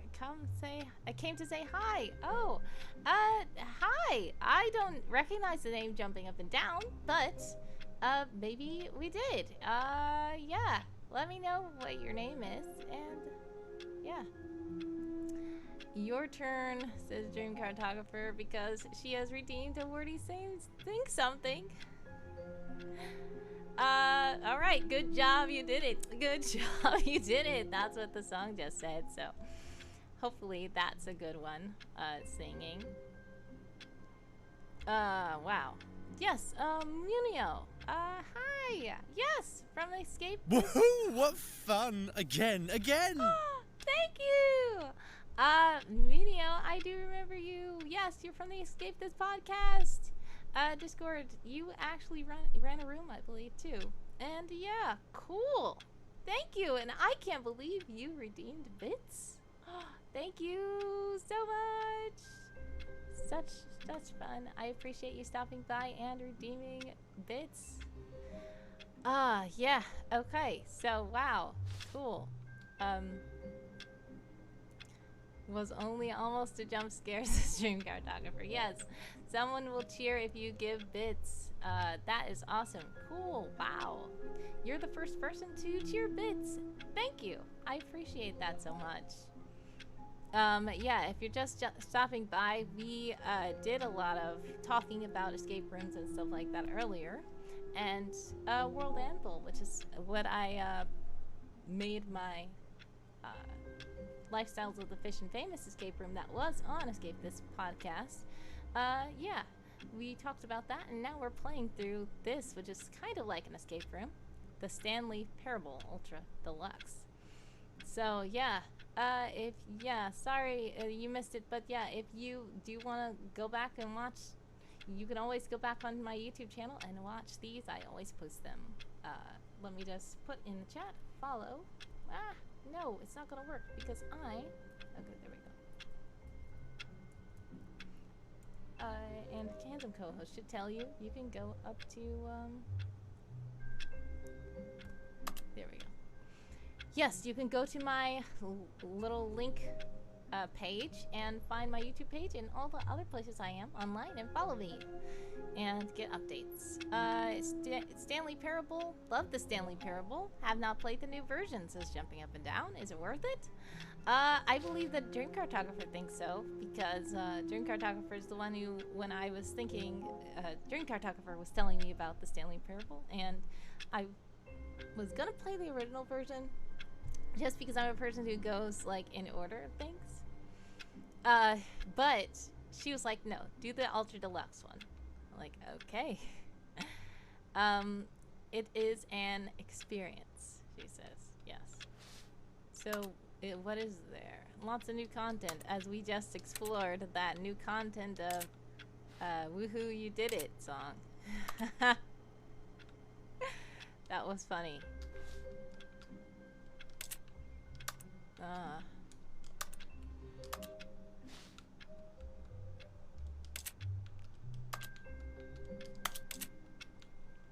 Okay.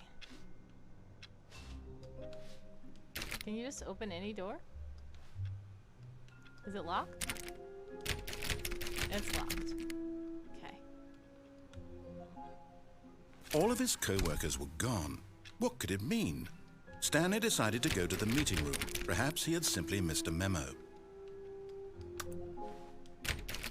Oh, please. Are you really just doing this for the achievement? Click a door 5 times. Is that all that you think an achievement is worth? No. I can't just give these merits away for such little effort. A measly 5 clicks. Now suppose you were to click the door 20 times. I would say that's the kind of effort that warrants recognition.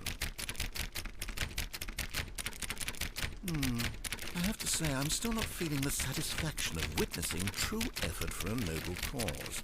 Perhaps 50 clicks will do it. Yes, almost certainly 50 clicks. What on earth? I didn't even know there was an achievement like this. Or maybe he's probably just trolling me. There's probably no achievement. No, I'm still not feeling it. I want this achievement to have meant something. It has to be a true reward for valiant effort. I want to see some hustle, Stanley. I want to see commitment, a willingness to go all the way, no matter what the cost. Why don't you go put 20 clicks into door number 417? Jumping Up and Down says, I know, have you played the Play Dr. Langslove, the Tiber, and the Terribly Cursed Emerald, a Whirlwind Heights? Ooh, sounds very interesting. Alright. Should I go to door 17 anyway? This is real. Okay. Hoi.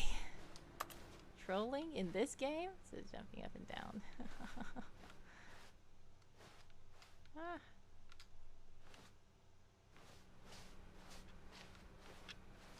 Wait, is this 17 here?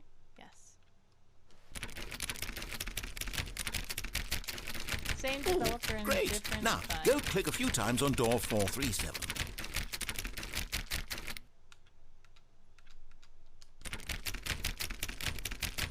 Door 437?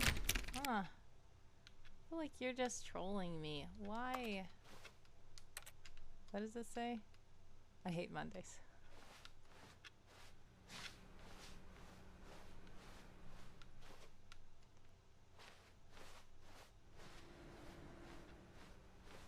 Wait. Now I'm going the wrong way. Okay.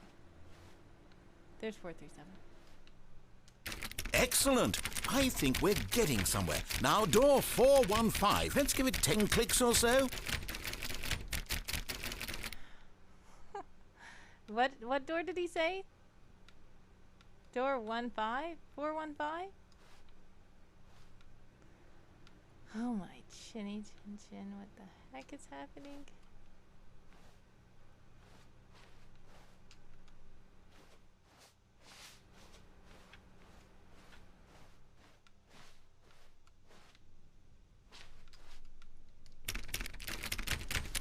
Now, back to door number 437.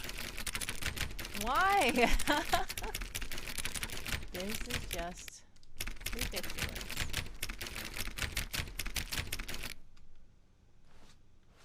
Let me grab this door instead.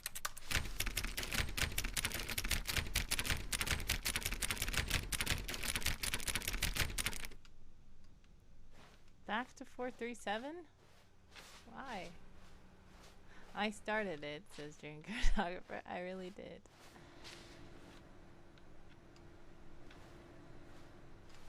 Let's see. How about you click on, well, I don't know, the copy machine. Copy machine?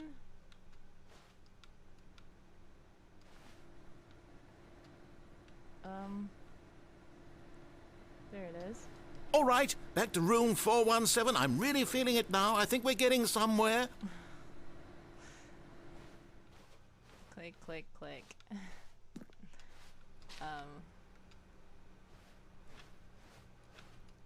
Okay, now go climb on employee 419's desk. Okay, the audio is louder than me, says Munio.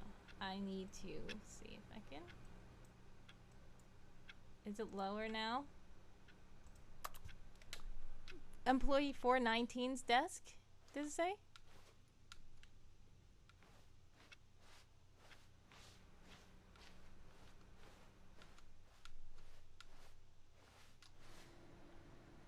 No, this is the wrong way.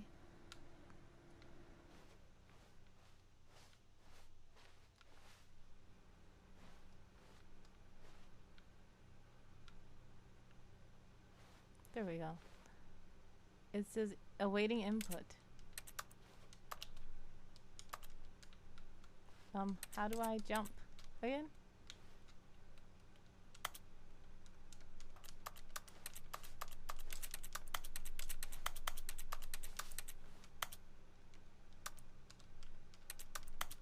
Click the computer.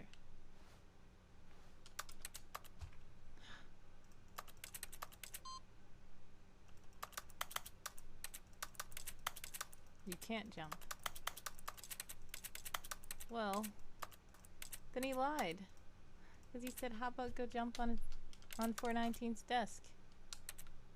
Yes! Oh, I did This it. is great! You're putting it all on the line, Stanley. I like that. All right, let's keep it up. Go give me a few clicks on door 416.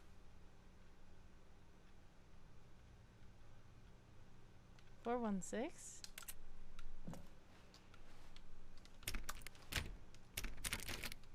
Can't get through there? Oh. What have I done?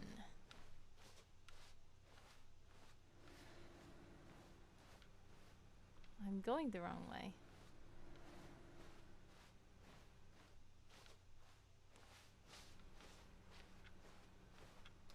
I did this. I went to 416. We've almost got it! Now the copy machine, do that one again! You're so loud, bro. Okay.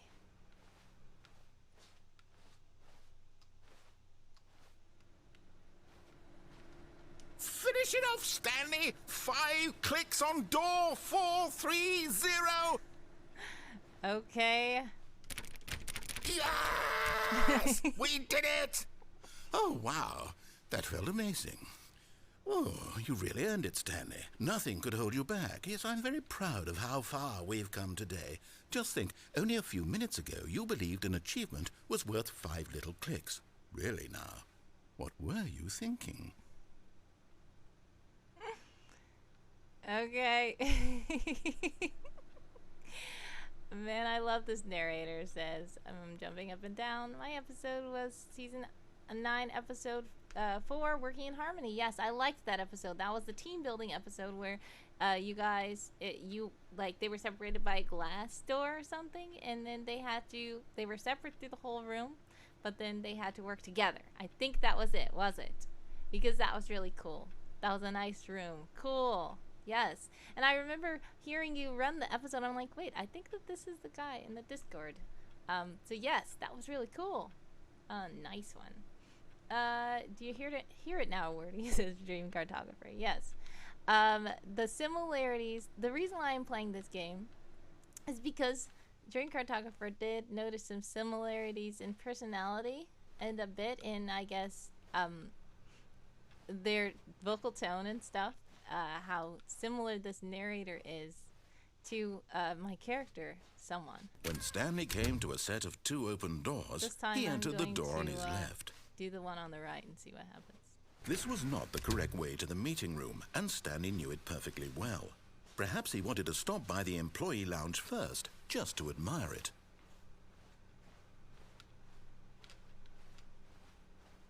Ah, yes, truly a room worth admiring. It had really been worth the detour after all, just to spend a few moments here in this immaculate, beautifully constructed room. Stanley simply stood here, drinking it all in. Can I get a fizzy drink out of here? No? Yes, really, really worth it being here in the room. A room so utterly captivating that even though all your co-workers have mysteriously vanished, here you sit looking at these chairs and some paintings. Really worth it.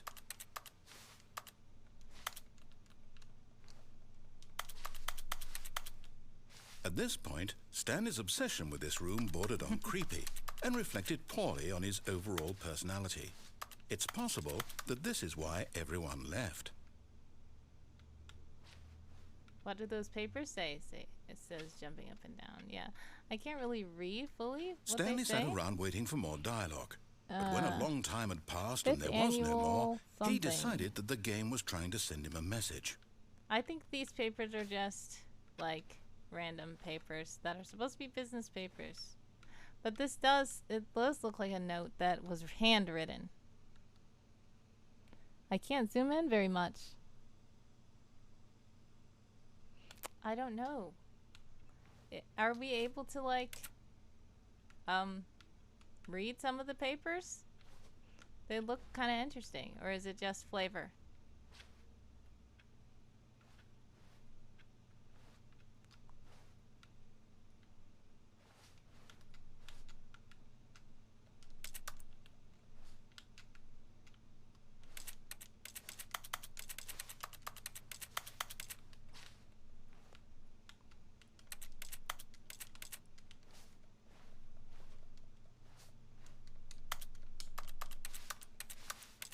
Enhance. Enhance? What do you mean? Do I need to make better graphics? So I can see? Oh, like those bad cop movies. It was a joke. Okay. Hi.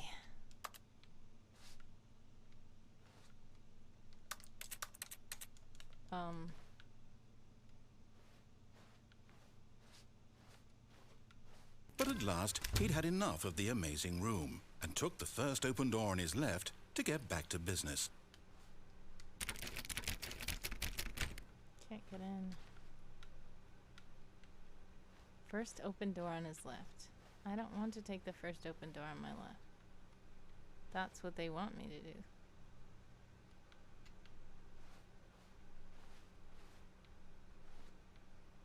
Stanley was so bad at following directions, it's incredible he wasn't fired years ago.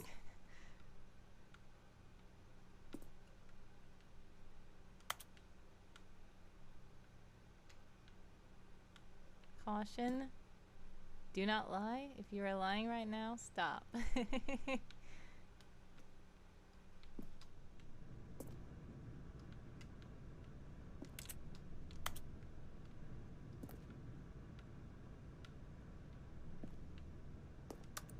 mean, just try out stuff. Yeah, I have no idea. Follow directions or don't. Yeah, this is the kind of game where it's like, what's happening? And then you follow the directions and then you realize, hey, I don't have to rely on the narrator, they're unreliable. Wait, did I see something moving? Or was that just this? Probably this.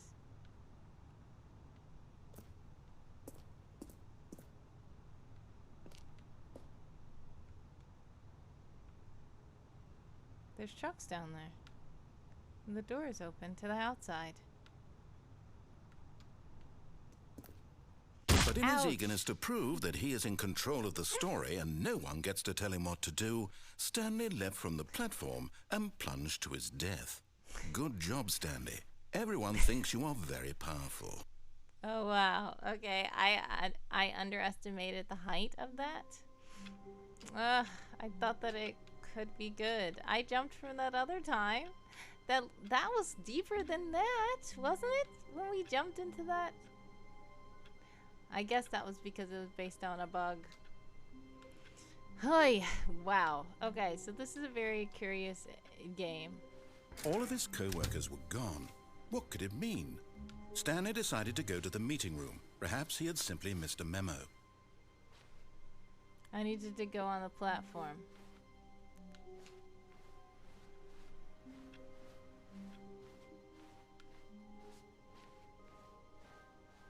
Did we get the When closet Stanley ending came to yet? a set of 2 open doors, Yes, that he was entered the door on his left. That was an ending?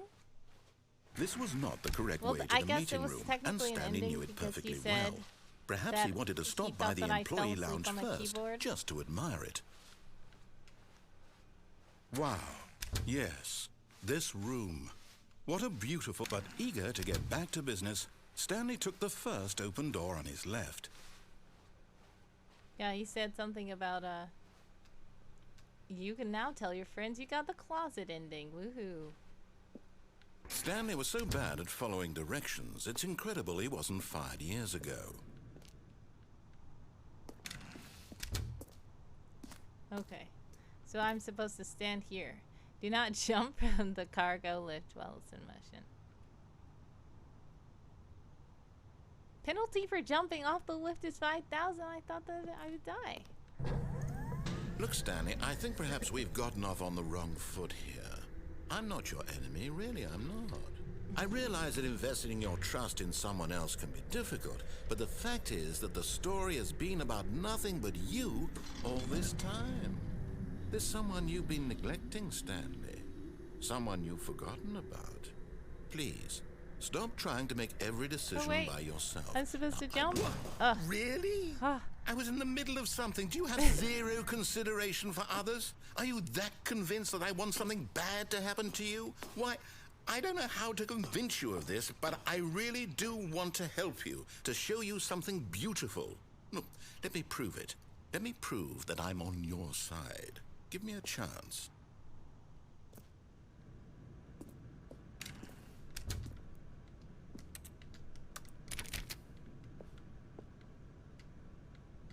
Which way should I go?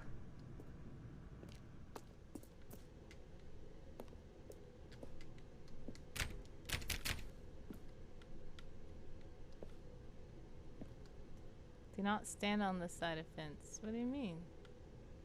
Can't. No buckets past this point?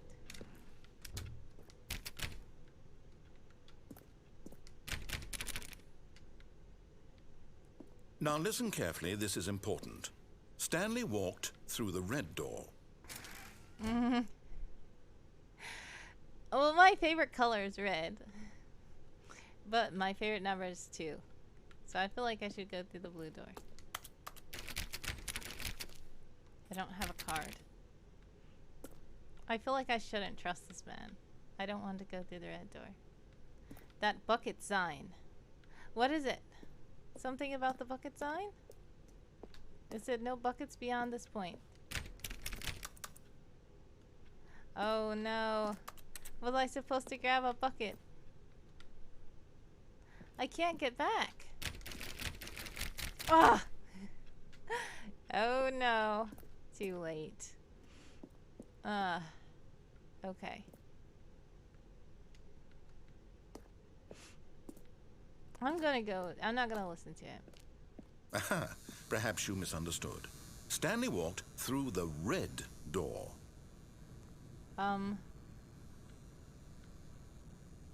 Okay. I don't want to listen. Wait. What's this? Oh, it's a paint.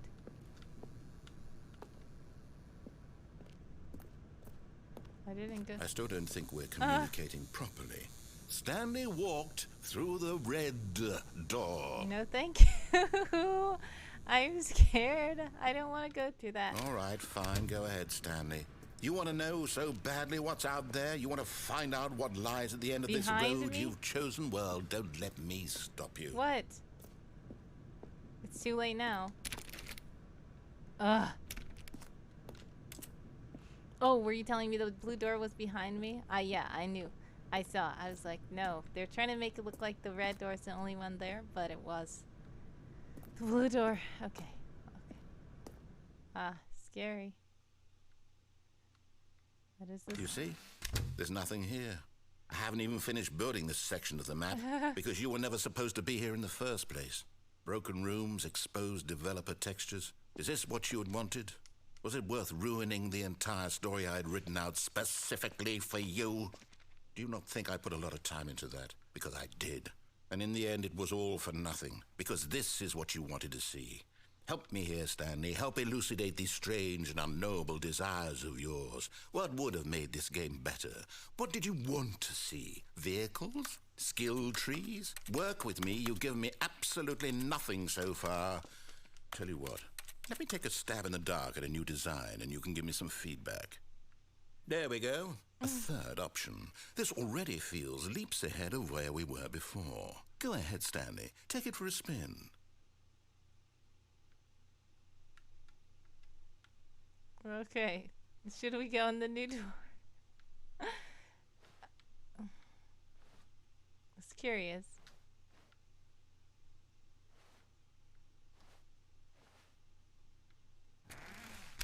No. I should have went in the new door. Oh well, it went here Okay, anyway. I'm going to stop you there. Now, tell me about your experience with this new version. Would you say that the game benefited from allowing you more choices? No. Feel free to be honest. I'm looking for some real critical feedback here. I think that it would have led to the same place at this rate, it looks like. Feedback area. Please rate your experience. Oh, well, now this is useful. You didn't like it, but you didn't totally hate it either. You enjoyed it, perhaps is the correct term. It didn't cause you excruciating pain. Big steps we've made here today, Stanley. Here, based on the data from your previous playthrough, I've compiled a new version. And to be perfectly candid, I think I've knocked it out of the park with this one. Let's take a look. Now, would you say that competitive leaderboard helped you feel motivated to keep walking through doors? Again, honest answers, please.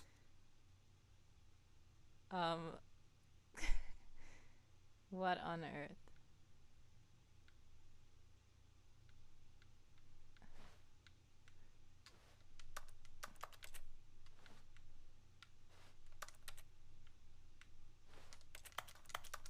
There's no knob on that door. Okay, we're gonna go through there.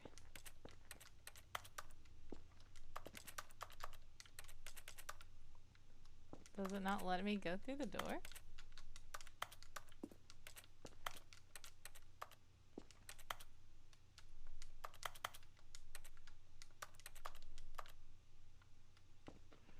Oh, that option. Ugh.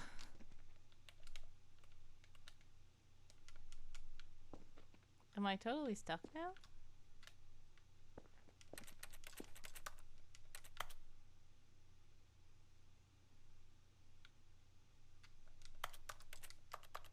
It's not allowing.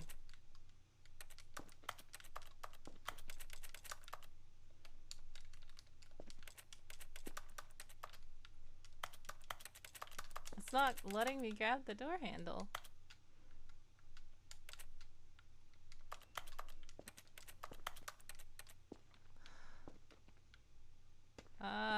Did this ever happen to you before? I'm gonna use the mouse. It's not allowing me. I'm totally stuck.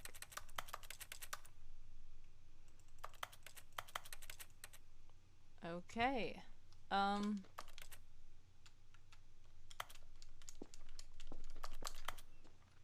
able to see through here. But I can't get out.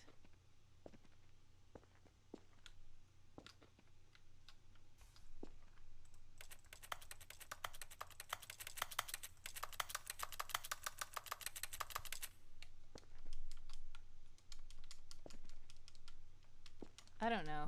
Did I break the game?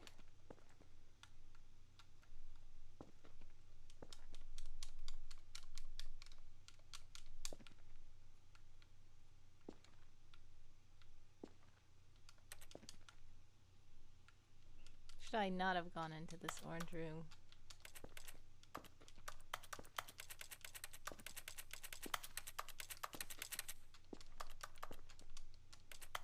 Okay.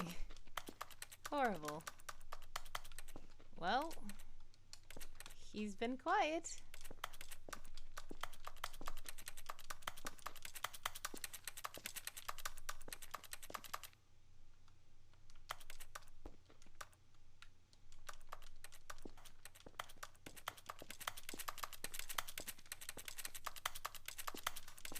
Ugh. Okay. I literally don't know. He's not saying anything. It's not allowing me to actually fiddle with the door handle. Like, they're not... Usually it will make the door sound. It's not even making the door sound. It's just making the click sound. Okay.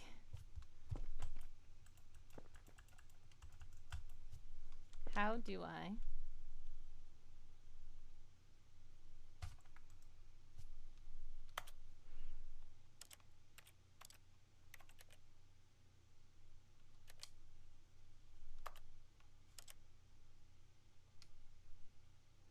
Okay. Quite weird.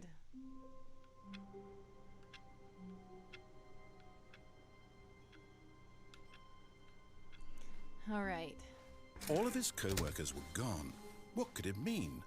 Stanley decided to go to the meeting room. Perhaps he had simply missed a memo.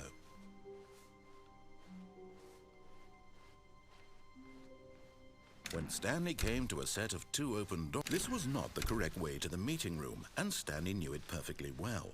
Perhaps he wanted to stop by the employee lounge first, just to admire it. The lounge was sublime, a work of art. What was but eager to get back to business, Stanley took the first open door on his left. Stanley was so bad at following directions, it's incredible he wasn't fired years ago.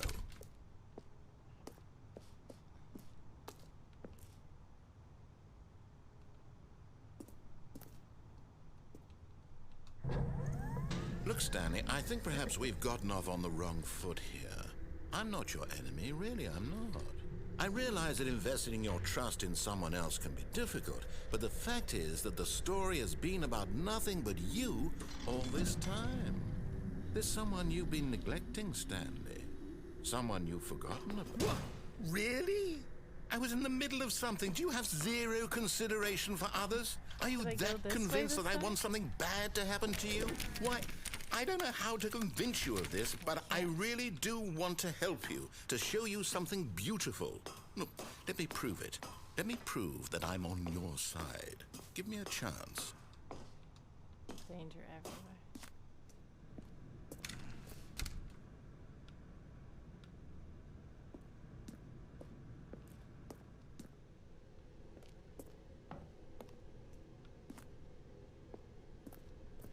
No buckets past this point.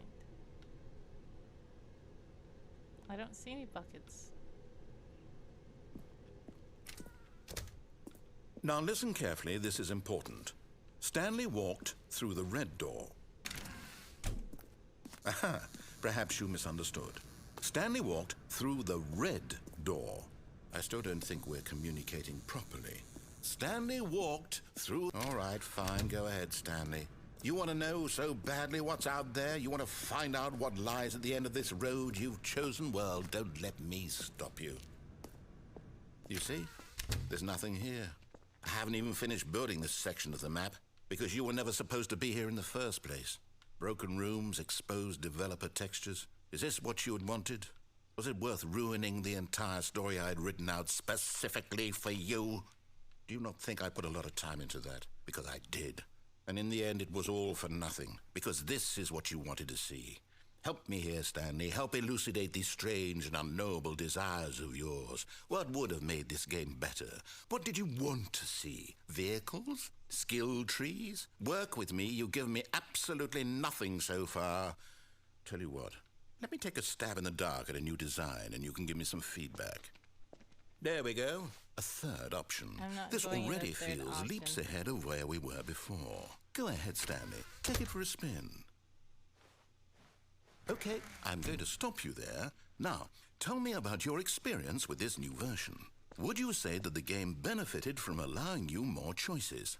Feel free to be honest. I'm looking for some real critical feedback here. Oh, well, now this is useful. You didn't like it, but you didn't totally hate it either. You enjoyed it, perhaps is the correct term. It didn't cause you excruciating pain. Big steps we've made here today, Stanley.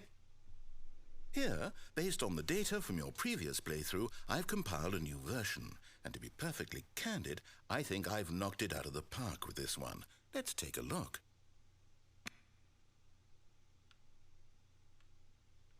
Alright, I'm not going in that door. I'm gonna go in the same door that I did the first time.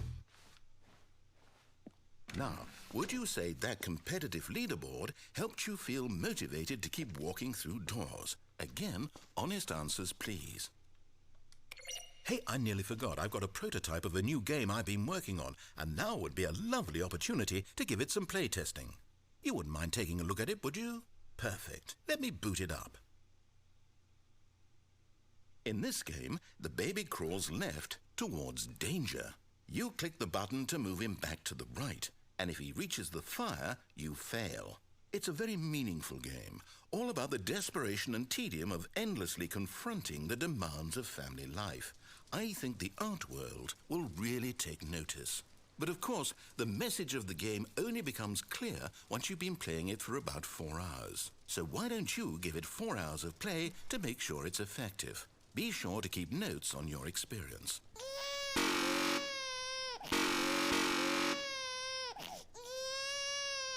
Well... You heartless bastard. Did you do it because you hate babies or purely to spite me?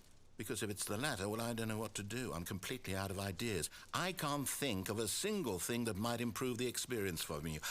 I'm not even going to try. I'm out. I'm done. It's over. Thank you for playing. Your input was extremely valuable. Oh, hey, since my game was so awful, why don't we play someone else's game? Just to ease the pain. Let's see. What do we have here? Yes, this seems like it'll work. Let's give it a shot.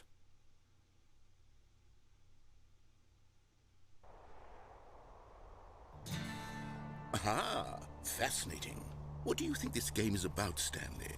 What's our backstory? What is our motivation? Well, it seems obvious to me that you are meant to play as a creepy man spying on innocent civilians below you from up high in your creep tower, perhaps for some sort of twisted, erotic purpose. Yes, that must be it. What a fascinating venture into the experience of total mental depravity. So far, I love everything about this game, Stanley. And it seems there's even more. Come, let's venture outward and see what else is out there. May 1989?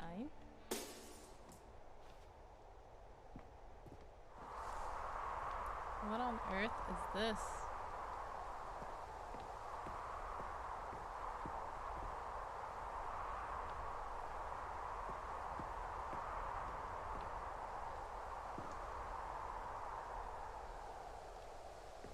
Is this kerosene?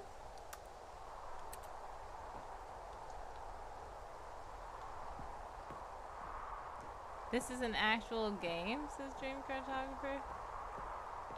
Okay.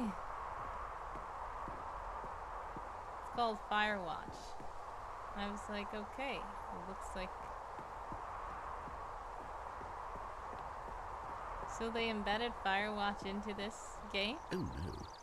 No, it can't be.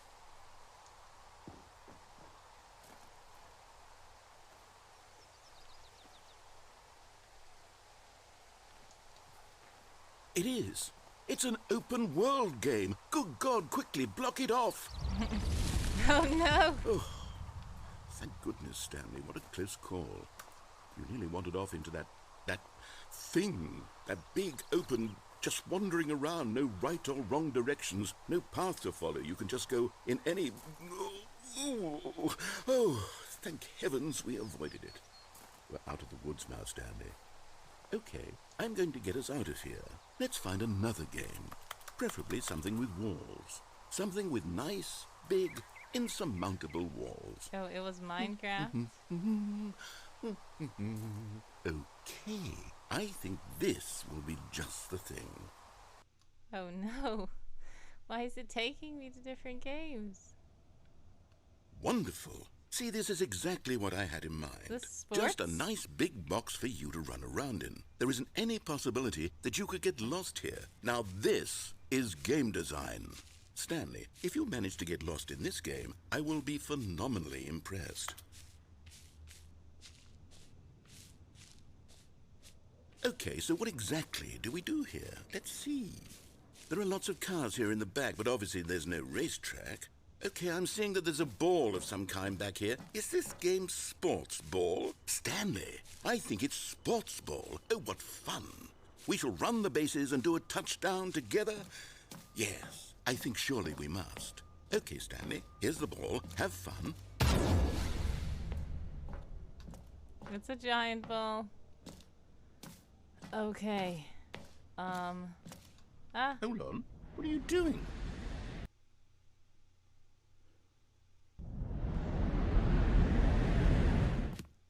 Stanley, don't do that. I can't follow you there. I can't help you. How will you write a story without me? You can't do it. You know that. Stanley, come back. What on earth is happening?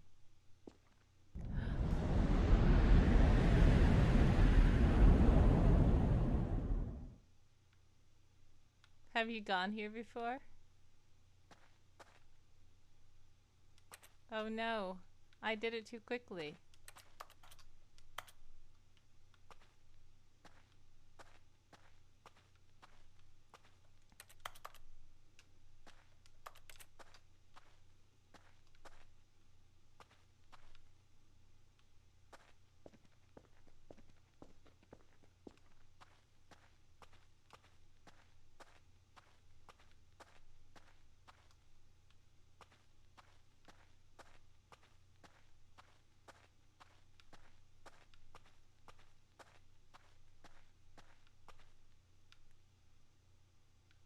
It's lighting up this way.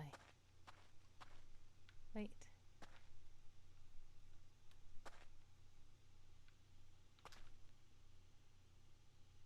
Who are they spying on?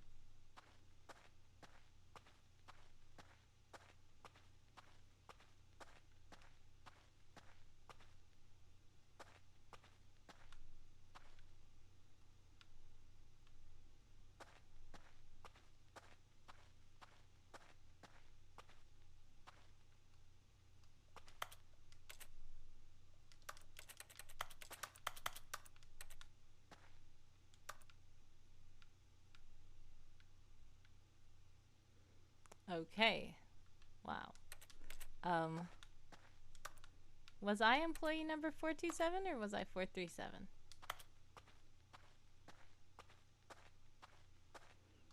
Wait, what happened? I wonder what he found. If what he wanted was to be the leading man in his own story, well, perhaps he's gotten it. Down in wherever he is right now. I wonder if he's happy with his choice. And if he's learned the heavy cost that comes with it. He'll understand soon what I was trying to tell him. He needs me. Someone who will wrap everything up at the end, to make sense out of the chaos and the fear and the confusion. That's who I am. That is what I mean to this world. Oh, yes. Yes, I'll be back. There's no other way. Once this ends, after it all comes to a close, then I'll be back. The end will be here soon. Very soon. I can wait. Okay. And that was an end then. Wow. So yeah, we did a couple of endings of this game. A very interesting game. Yeah. Wow. So yeah, thank you for sharing this DreamCartographer. I can see the similarities that you're saying in comparison to my character, someone quite a bit similar in some ways. And this game is very mysterious indeed. So yeah, if you guys want to play that, please go look at the Stanley Parable Ultra Deluxe and the original Stanley Parable on stream. And play through it yourself. I'm sure this is like nearly endless game almost, with so many possibilities. So yeah, thank you guys, everybody, for joining the stream today. And next week, I'm supposed to be streaming again at the evening time in my time zone, 8 p.m. Eastern time on Monday, Wednesday, and Friday. So we'll see what we have in store for then. Thanks so much, everybody, for joining. Thanks, DreamCartographer, again for this. Thank you to Jumping Up and Down for cheering bits. I am so thankful for you guys for following me, subscribing, for being in the chat, DreamCartographer, and thank you for that game Snow that you shared as well. Very nice. So yeah, you guys have a blessed one. Much success, happy time zone, and much love. Bye-bye. Thank you.